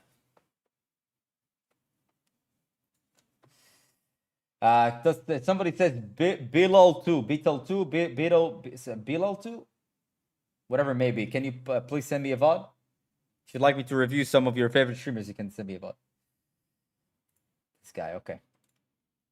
He's a Tracer player. What is his rank? What is his rank? Well, about to find out, I guess, right? We have our roster.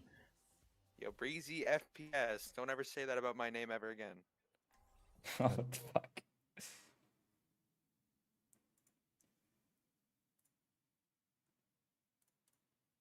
Yo.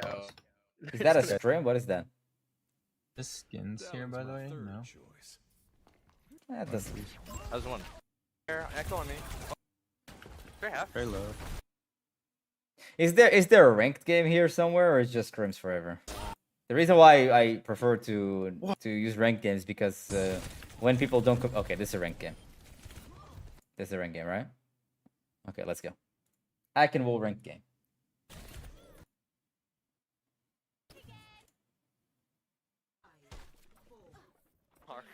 Yes, bro.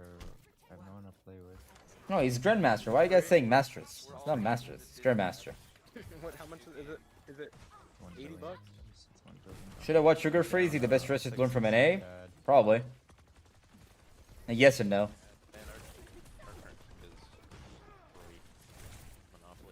So that's like 30 in America. Like $5 for you guys. Sig half. Why all the blinks here? Why 2 blinks? I didn't understand the 2 blinks there. Everything is just so expensive. Doom is distracting. Oh, in front of too many people's faces. Forced to use recoil. Yeah, that was not good. Look, let me show you. Let me. So what I've been talking about with the element of surprise up until now is this. Check. Like $5 for you guys. He play. I think he's duo Q with a Doom. Look. When Doom does this right now, everybody's looking at Doom. That is exactly when you should engage. That is the perfect timing of engagement. Everyone is looking at a Doom. Now you need to go in. But now, look, his Doom leaves. He goes in. What happens? Now they're not busy with Doom because Doom went out. So what happens? They all turn around and shoot at him because they're not busy with Doom. If he went in when a Doom was in, they wouldn't have paid attention to him and he wouldn't have died. We got the Canadian. So when the Doom went in and they're all distracted, it was the perfect time to hit, and he didn't, and he only did after he Doom disengaged. Good break, I need to heal behind you. We're only Canadian team. I gotta get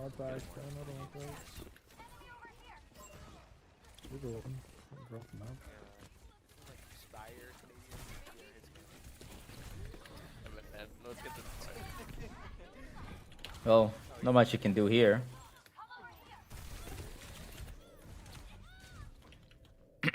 That's kind of a lost fire from the get-go. He came back from spawn, his team was fighting already.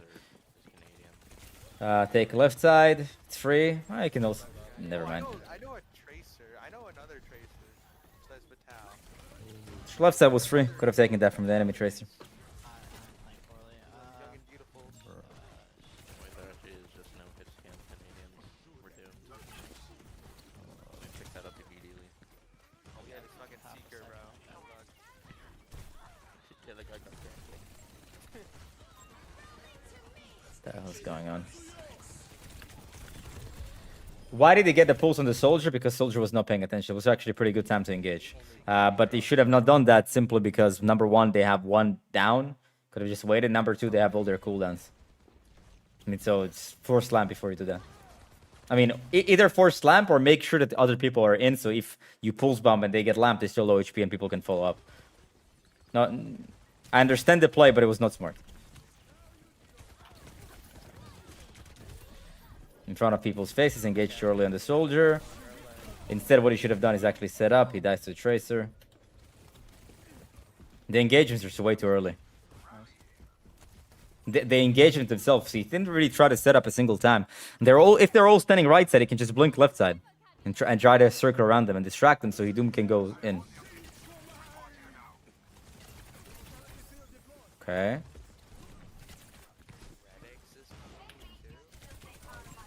Okay. Go back is good. Doom is gonna go in now. Needs to go now. Yeah. That's a good time. That is a good time. Go under. Go. Okay.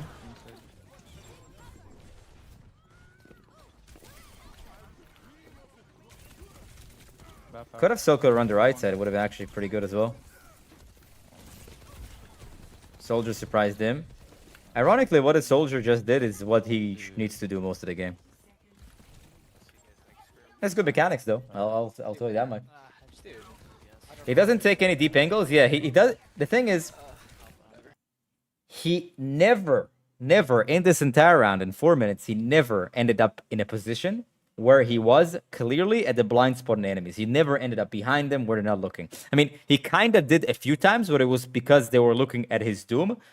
But he still kind of showed up main in front of them.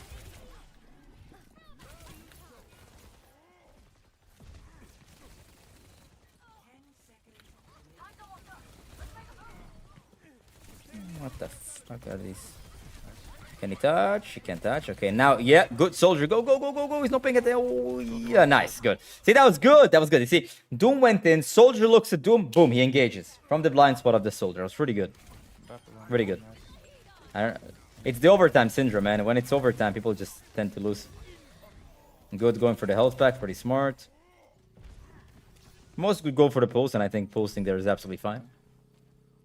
If Sigma low HP go for healers, no.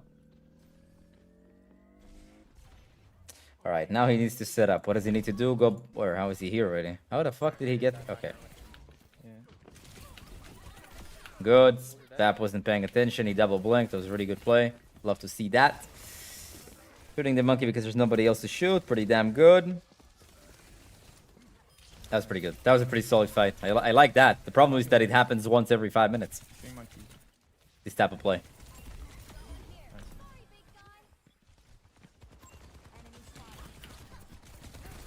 The reason why he took so much poke damage is because, well, just in front... Soldier spamming down main, he blinks into main. If Soldier had Helix Rocket, he might have died as well. Yep. Takes a lot of unnecessary poke. He's doing also going crazy over there. He's trying to surprise here, I'm assuming. Good, good. That was solid. Why? Surprise! Look, surprise them both. Check this out. Wait, wait. What did he? What? Ah, dude, I thought he was lagging. What is he? What's going on? Pretty good. Solid kill on the lifer, exactly, because he wasn't paying attention. He was looking. He was trying to help his tank. Surprise him. Nice try. Force free. Good.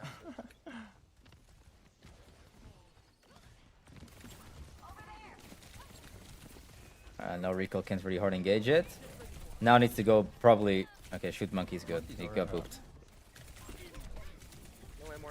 Now people don't pay attention. Never mind, his BAP is dead and his venture is fuck. Okay, now people don't pay attention. Nice try. It was a little bit too late to engage there. But he didn't seem to understand where people were at, so he tried to stabilize. Weaver one. This guy has nice mechanics though. He shoots nice. Shoots good. He's also holding ultimate. To be honest, he was never really had a reason until now to use it. So popping in front of the window is a little bit crazy. Top right would be a great position to go in right now. Please go top right. Below 2, Betel 2. Betel 2, go top right, man. Okay, Doom went in. It's a good timing to go, but he couldn't look. Here.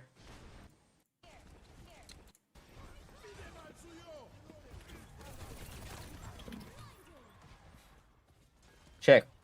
Venture here. People pay attention to Venture. Double blink top right. You have a clear angle on the soldier in front of his face with cover.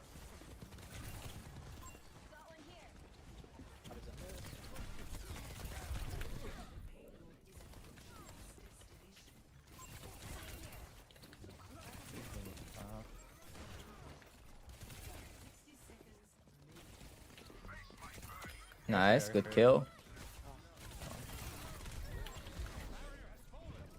Spent a little bit too much time in front there, but zoned out by BAP. I would have been, you know, I would have been really happy if he pulls somebody. I'm kidding, it would be a bad play, but kind of want him to pull somebody.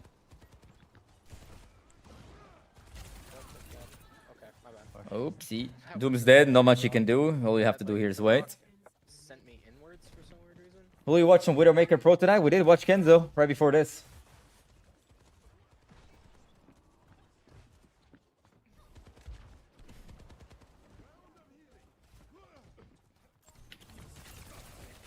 Too much in front, took a little bit too much bow damage for no reason. You can pick right side. Now they go in. Look, Venture's going in, distracting. Doom goes in, distracting. Unfortunately, they. Oh, that was a pretty nice try. I don't think he should have. Well, it's overtime. He has to push that. Never mind. He had the right idea of trying to circle around them.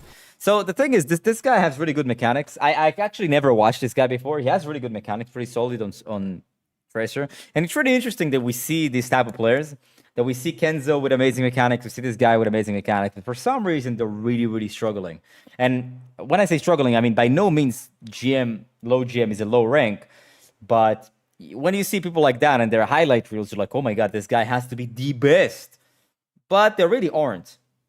And the gap is within the decision making. So if this was not proof enough that the reason why you are not as high rank as you can be is not because of mechanics, well, I don't know what else could prove it. These guys are very, very, very. Dude, I would argue that this guy has way better Tracer mechanics than me by a large margin. I think. Well, he plays more Tracer than me, but I'm Champ 3. This guy's GM 5. You understand the gap between Champ 3 and GM 5? You understand what kind of a gap that is? That is like the gap between fucking Stephen Curry and some high schooler.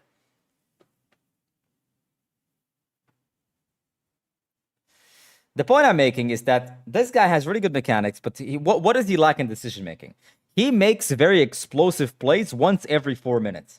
So he goes in, tries to do the triple blink, try to one clip, and then go back. He doesn't have consistent pressure from positions that the enemies have to pay attention to or they don't pay attention to. So he either distracts or he kills the distracted. He tries to consistently go into these explosive type of plays of the triple blink to recall. And the point of the issue with that is you can only do that once every 12 seconds. But Tracer needs to get consistent value every few seconds. Okay? So the general principle of what if I was Betel 2, what I would work on is pretty simple, man. Try to circle around enemies way more often. Try to circle around enemies, and when you see that the enemies don't pay attention to you, that's your cue to be very aggressive when they don't pay attention, when they're really busy with something else. Doom goes in, they all look at Doom, now it's your time to go. But just beforehand, you still set up in a position where you can engage reliably. So instead of Doom goes in, and now I triple blink and shoot, first go set up, go into position that when the Doom goes in, within a second, only one blink, you can get into position where you just shoot them in the back. You have to make this in and out type of plays where enemies are not paying attention by circling around them, by setting up in advance before the fight even begins. When the fight starts and the enemies are busy, then you're going. instead of doing it on a once every 15-second cooldown when you have your recall with triple blink. Because then after all of your cooldowns are burnt, you can't really play aggressive as much as you could and capitalize on what your Doom or Venture or whoever on your team is doing. Yeah. That was pretty fun, man. Did you guys enjoy it? Did you guys enjoy this type of content? I could actually enjoyed it. It's really interesting that, you know, like people like watch these guys, and by no means they're bad players. They're really good players, right? I mean, yeah, just because you're not champ 3, champ 2, champ 1 doesn't mean you're a bad player. But obviously, there's a very, very big difference between champ players and these guys. There's a big gap. There's a huge gap. Champ 5, GM5 is a huge gap. Huge gap. And the reason for that, even though they have amazing mechanics, the reason for that is because they have a gap in decision making. They can make a good play, but once every 4 minutes. The champ player can make a good play once every 10 seconds. And that's the difference.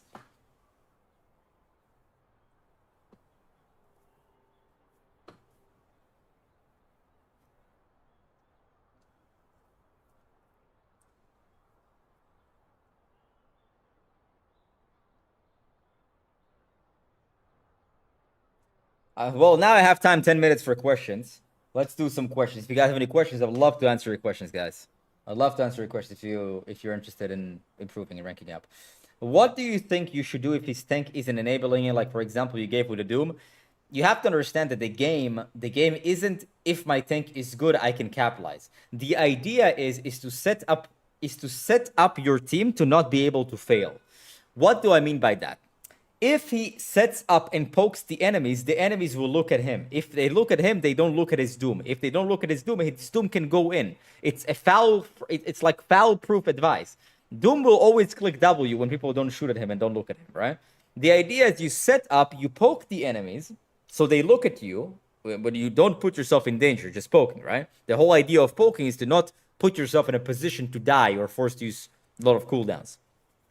You poke, they look, Doom goes in. When Doom goes in, they look at him, and now you strike. It's you first. So you either, if your team plays good, they consistently set up plays for you, they distract for you. But if your team is bad, you initially distract for them, so they can go in for free, and then they distract for you, which then you strike. That's like when I made the short of, your tank is not really feeding, he's distracting. Most people don't really capitalize of the fact that their tank goes in. I'm not saying your tank doesn't feed, he does, but the idea is that when your tank feeds, you have a window of opportunity to capitalize on the fact that everybody looks at him.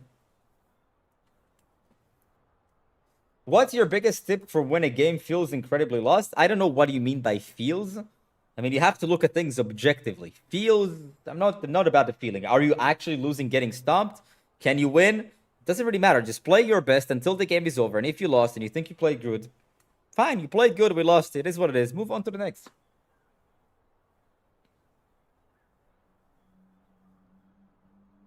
Do you think Zebra is good? If yes, is he a best Doom? I want to establish what would I consider good. If somebody is able to consistently hit top 10 or like top 20, yes, they are a good player. If somebody is low GM, he is a good player, but not even remotely close to people who hit top 20. There are levels to this game.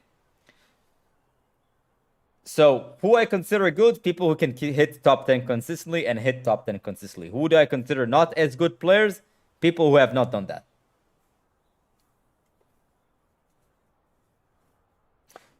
What is the difference between a good and bad off angle or just any angle? Like, is it bad to off angle to create pressure? A team can walk in versus capitalizing on enemies distracted. And a good off angle would be a position that the enemies are not looking at.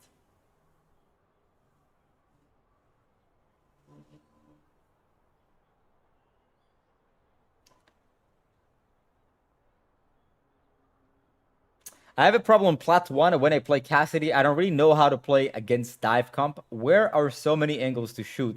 They always try to poke and hide. I can't constantly shoot enemies because you're too stationary. You have to move very often. Essentially, the counter to dive is to not be where they're diving by moving around more frequently.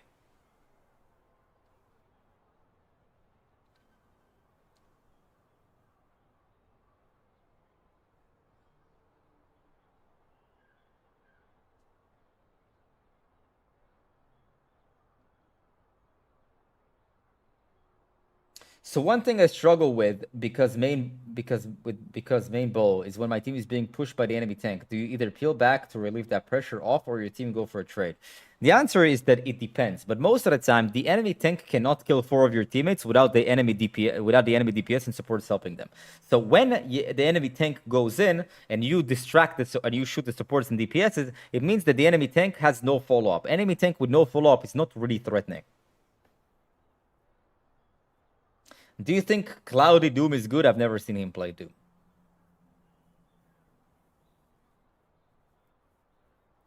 What do I do when my parents come from an off angle and tell me to get a job and stop being a shit Overwatch player? I think that you don't need your parents to tell you that you need to get a job. Just be employed. Contribute to society and contribute to yourself. Should you shoot the enemies from your flank on Tracer to do extra damage or hide until there's a good time to go in? It depends. Most of the time, it depends on what rank you are. Usually, the higher rank you are, people know what to do. So when you set up, you can just pause for a second, wait for people to go in because they know how to go in. But in lower ranks, most of the time, your team might not be able to go in properly. So you'll have to distract and poke them. They'll look at you, you hide, and then your team goes in because they look at you, and then you go when your team goes in.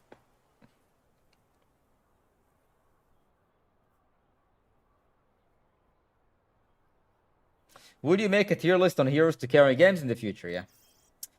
Is Spylo a better coach than you? I don't consider anybody to be a better coach than me. And the way I determine that is by my testimonials.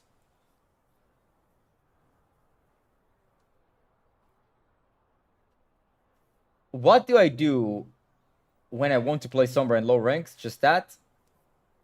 Play Sombra. How do you go for the backline when they have counters to you? I don't know what counters mean, man. It's not in my vocabulary.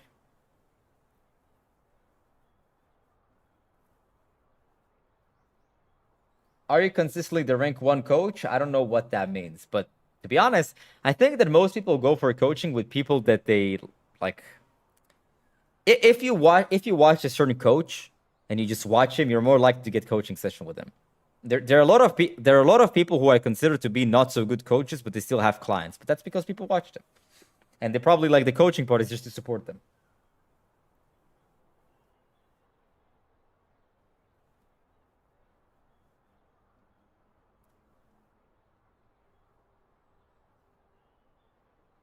Do you believe Cassidy is the DPS with the highest skill potential? Not necessarily. If I join in Rank Up Academy, how fast do you normally see people make progress? Hard stuck low masters? Well, low masters is already pretty high rank, but I think that within a month you can make pretty good progress. I think that something realistic, within a month you can probably, from low masters, get to at least mid masters, if not high masters. But realistically, I would aim for mid masters, yeah.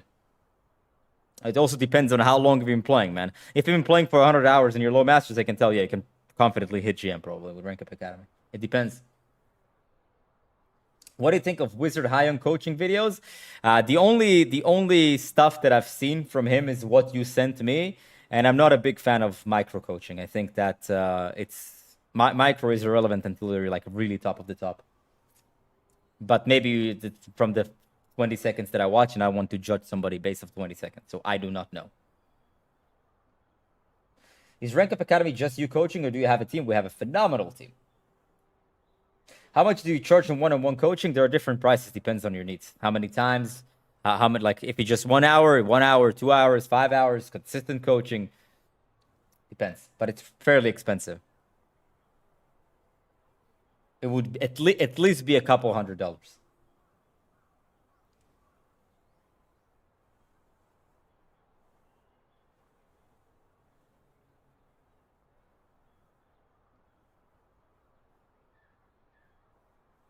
How much time do you do one-on-one Rank Up Academy members? Are you swamped? Not at all. I am not swamped. I have a phenomenal team.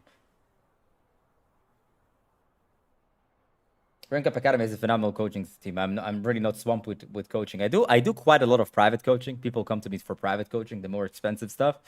But yeah, I'm not swamped.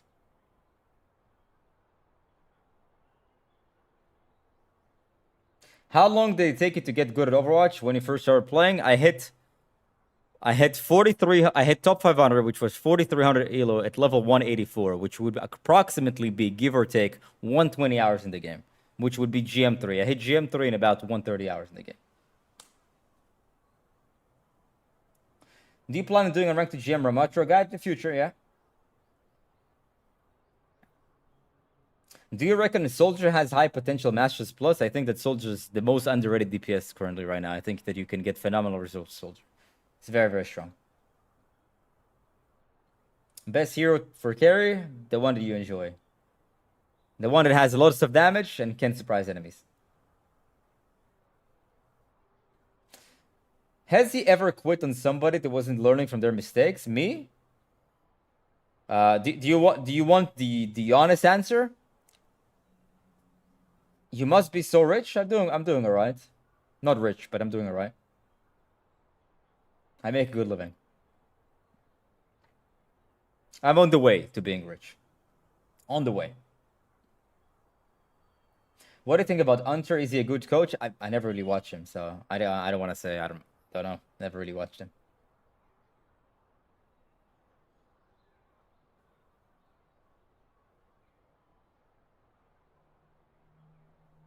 I'm doing alright. It's code from stack as fuck. No, transparently speaking, I'm doing alright means that I don't have to look at prices when I want to buy a shirt or go to a restaurant. But it's not like I can just buy a sports car without looking at my bank account. But I can go to a nice restaurant, or if I want to buy a shirt that from whatever store, I can just buy the shirt. I don't really look at the price tag of a shirt. Does exercising make you a better player? I don't know, maybe, but I don't exercise to be a better player. I exercise because it's the best thing you can do. That is pretty much free.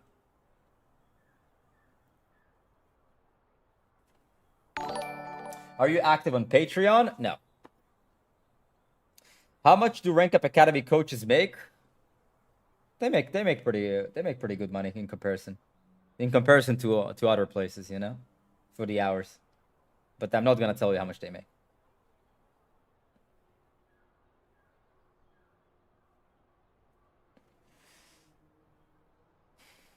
Zenia, thank you for the prime, and I really appreciate it. How do you still have the motivation to play if you've already reached the top 1? Because I don't play to reach top 1. My goals are not to reach top 1. My goals are to have more viewers, have more subscribers, have more people in Rank Up Academy, coach more people, and essentially just make more money by giving value to as many people as I can. Have you ever streamed or played in a team environment? Yeah, I was a pro player before doing this. I stopped playing pro in 2020. I played professionally since I played semi-professional until 2017. 2017, I was officially a pro player, and I stopped playing at 2020. Quit playing pro at the end of 2020, sorry. So 2021. I was a pro player for 4 years. Is Awkward paying his employees minimum wage? No, I don't. I don't pay minimum wage.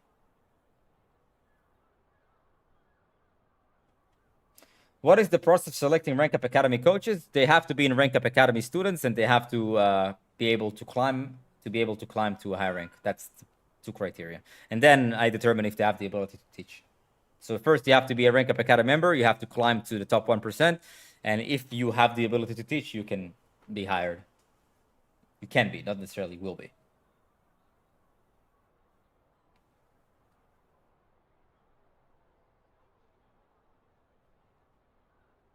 Does playing quick play teaches oneself better in rank? No, I never play quick play since I stopped playing placements. Well, maybe that's a hyperbole. I might have played quick play for something or with a friend or something, but I have very minimal hours in quick play. I would be surprised if I have more than 100 hours in quick play. Since I started playing the game in 2017, as soon as I had the ability to queue comp, I just queue comp since then. Never played quick play since. Gentlemen, we have had really fun sessions. If you guys would like me to do more of that in the future, I actually enjoyed this. This was pretty cool.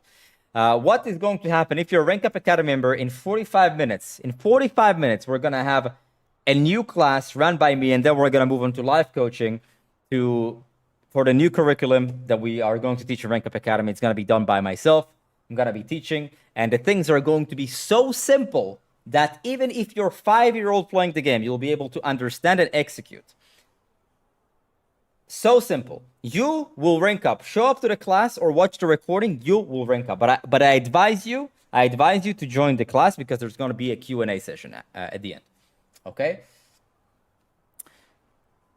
It's going to be great.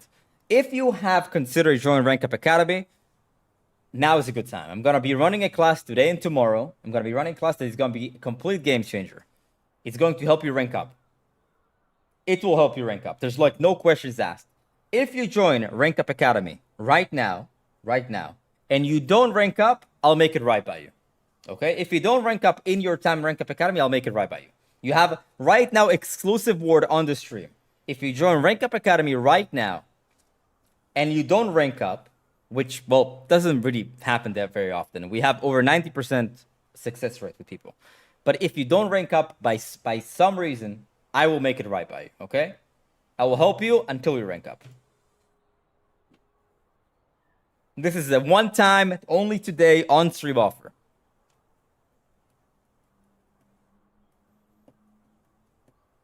So I'm going to be running a class, live coaching. It's going to be awesome. I'm willing to guarantee that if you are Rank Up Academy right now, after today's class and after live coaching, just sitting there for like, an hour or two, however long you want to be there, you will probably within a few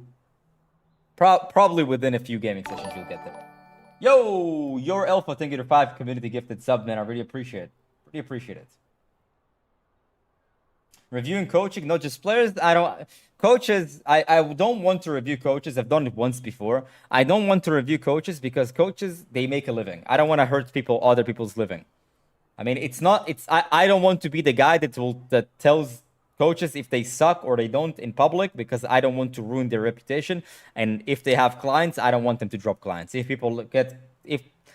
other people go to coaches that I don't consider to be good, I don't really care. I'm happy they have clients. I'm happy they're able to make a living. I'm not trying to hurt anybody's living and anybody's earning potential. Therefore, thank you for the 5 gifted. I really appreciate it. Therefore, are you in Rank Up Academy?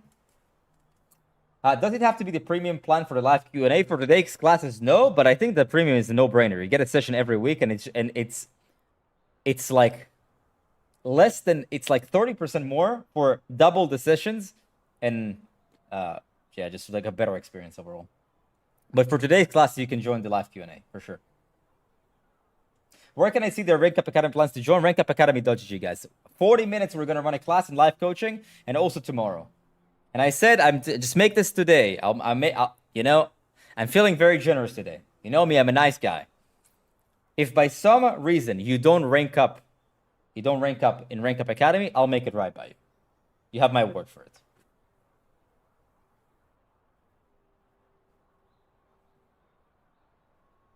Awkward. If someone had half your skill, what rank would they be? Well, considering I'm champ 3, what would be half of champ 3? Like diamond 1.5?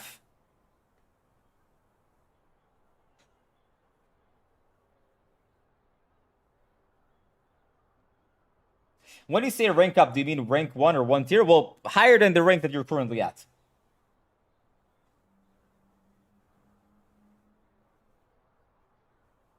Have you ever have a bronze player go from all the way from top 500 from bronze? Yes, we do. We have a testimonial, by the way, on the preview. I think, yeah, you can check. If you go to Rank Up Academy, you'll see I interview people on the video that you see on the top of the stuff, and one of the players was from bronze all the way up to 1 game away from GM, and that was technically top 500 at the time.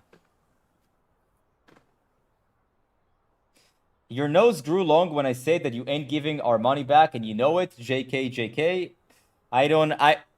Listen, man, I value my work, and if somebody is unhappy with my work, let's just say that I've had people join and they said I made a impulse purchase after like half an hour. I gave them refund. I'm not trying to steal people money. I want to give value to people for their money. If I don't give value to people for their money, I'm not trying to scam anybody.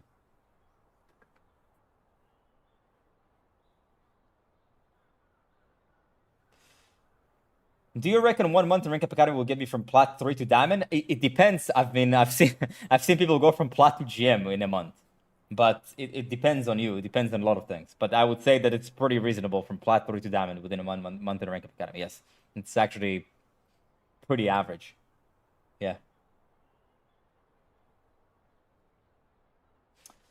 I started playing in last season. Now I'm Plat 2 DPS with 121 hours in comp. Is the good playtime? Yeah. Just joking awkward. You're a man. Just joking awkward. I know you're a man of your word. Thank you.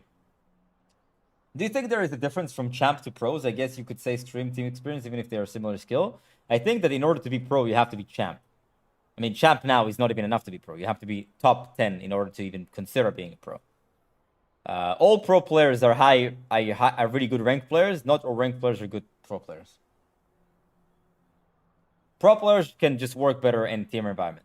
That's all. They're like really good at ranked players who can work in the team environment.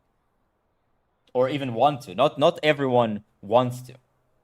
I mean, I guess most high ranked players don't even want to be pro players.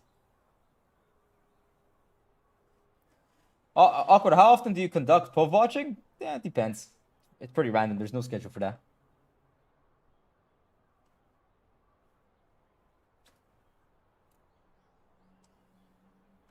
What is the difference between premium and the basic plan, the website? The premium essentially gets you double the coaching session. You will have weekly sessions. Every week you'll have a session. You either have you'll have VOD reviews, then you'll have live coaching.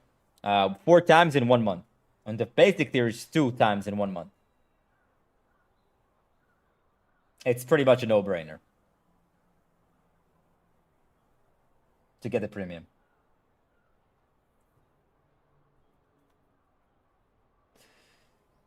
Who do you think is the hardest character to pilot mechanically? Probably Genshin Tracer.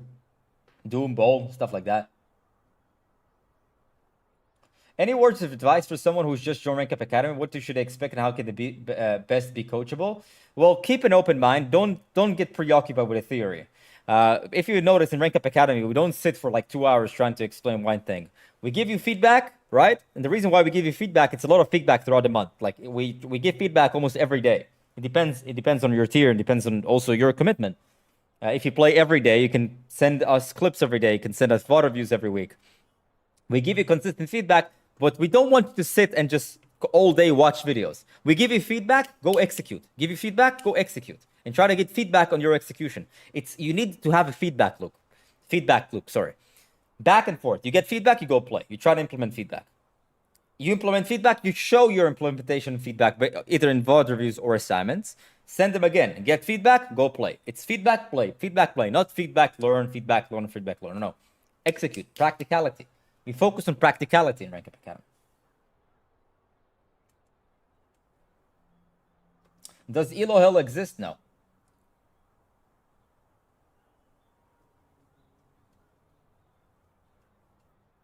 Losers' mentality is impossible to change. No, I think you can change your mentality. There are a lot of people who were losers who are now winners. But you have to really, like, you have to understand, man, like, it's all up to you. You are the one that can change how you think and your perception.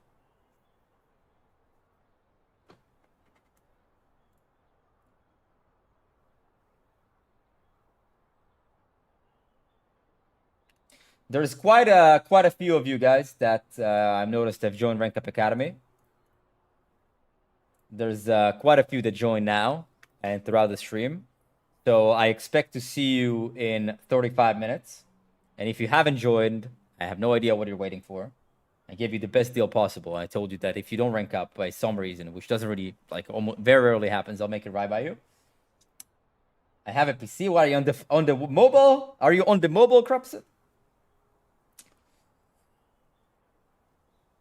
Rank Up Academy will have hundreds of members right now. It's doing pretty good, and I think that. Oh, and I'm so excited for the class.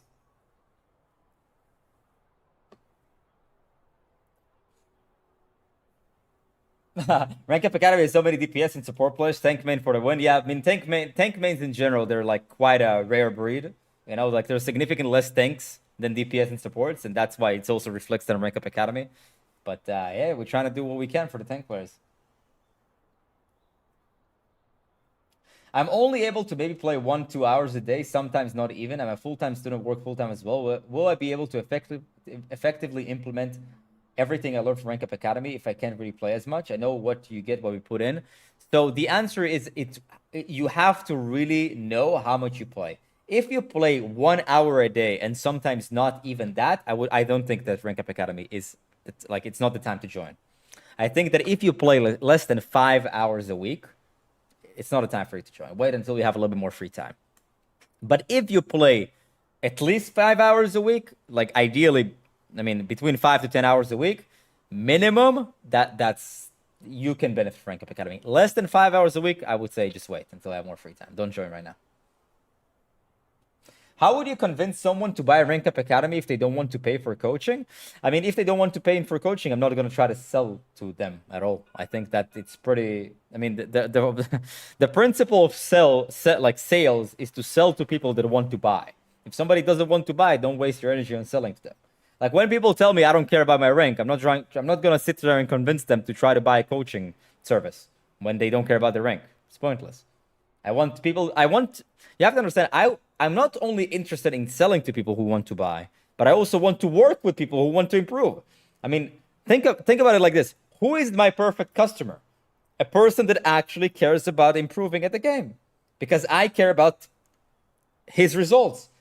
So the perfect customer is somebody who cares about improving, cares about his rank, because then I'm happy to work with it because I am good at it. I'm happy. I am really good at helping people improve, and I'm happy. I'm also happy, but I am really good at helping people shoot up their rank.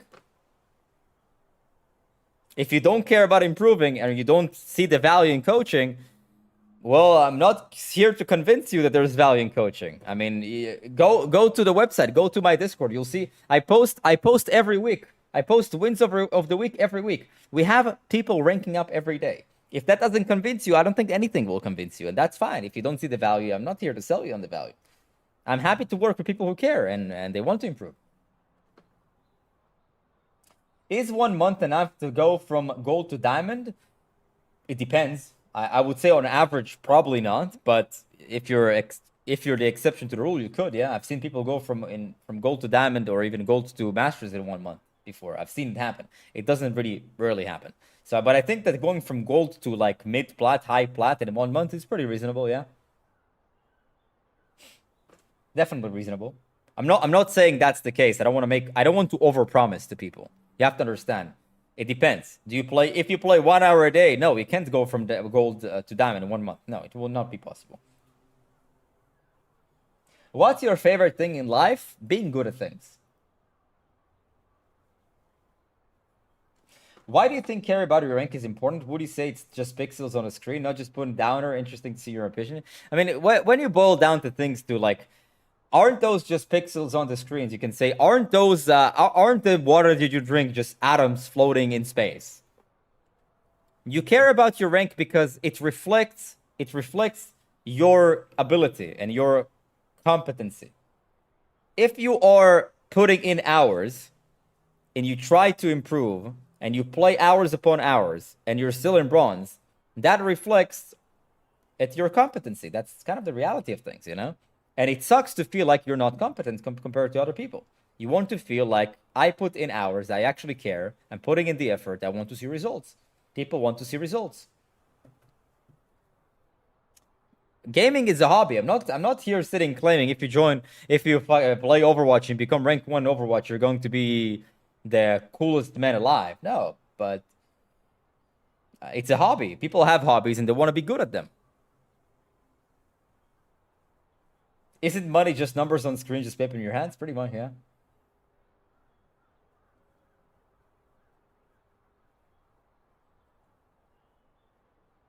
Do you play an instrument? No.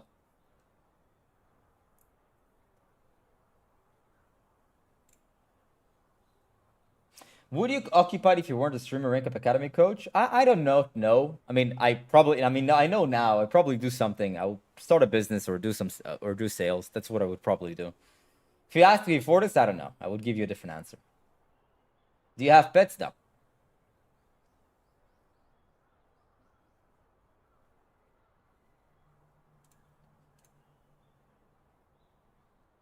That's awesome to see, but guys, there's quite a decent amount of people join Rank Up Academy. You're making a great choice. I'm gonna see you. I'm gonna see you in 30 minutes. In the meantime, I'm gonna be talking to a little bit to the chat. To all the people that join right now, which is quite a decent amount, you made a good choice. Is there anyone Rank Up Academy that's been there for over 2 years? Yes. Yeah.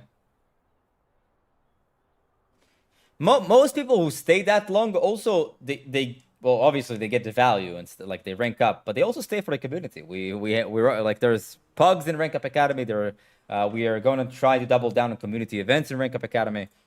People like to be a part of community. They like to have people around that care about improving as much as them. At what rank would you say Rank Up Academy is useless for someone?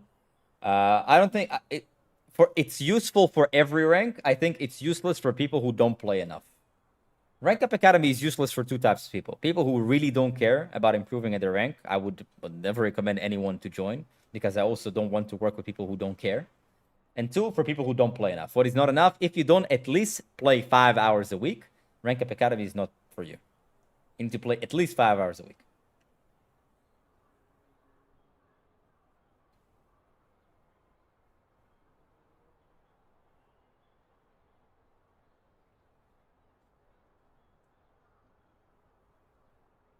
I assume also you're not only doing Rank Up Academy for the money, as if your students improve from your advice, it shows that you're a good coach as well.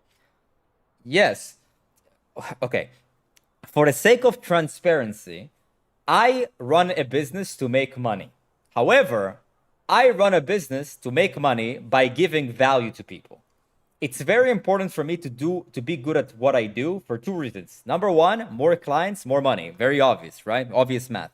Number two, it makes me feel good. It makes me feel good, competent. It makes like it's gives you confidence when you're really good at what you do. You feel like you're the shit. How many students do you have at the moment?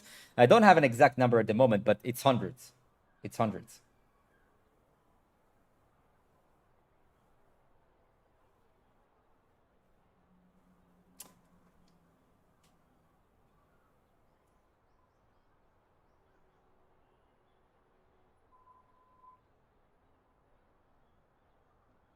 Would you ever consider transitioning from Rank Up Academy to General Life Academy? You seem to offer life advice than pure gameplay anyway.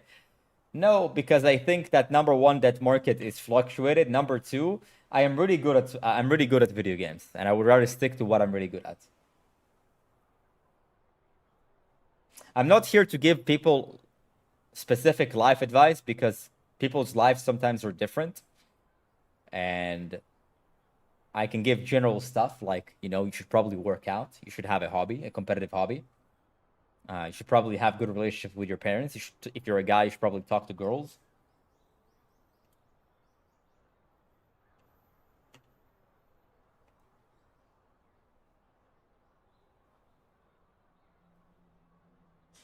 Did he play video games as a kid? Yeah.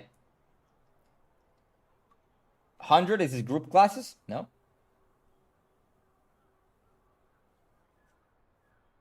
What do I do if my account is old and has bad MMR, but I don't want to swap accounts because my skins are on there? Your account doesn't have bad MMR. I comfortably got to Masters 4 support on my old account just by applying Rank Up Academy teaching. I started Overwatch Hearthstone Silver. Yep. I remember Iceland. I remember. We've worked quite some we've worked together. I remember. I've seen your progress. Yeah, you did. I mean, I don't exactly remember the rank you start, but now you're saying that it's silver. So silver to Masters 4 is incredible. You see, like, all you have to do for our success stories is just to ask. Hey, guys, who have been in part of Rank Up Academy? And they'll just tell you. Unless you think that everyone is a paid actor. And if that's the case, well, I don't know what to tell you. Rank Up Academy got me from Silver 4 to Plat 3. Genesis Arc says from YouTube.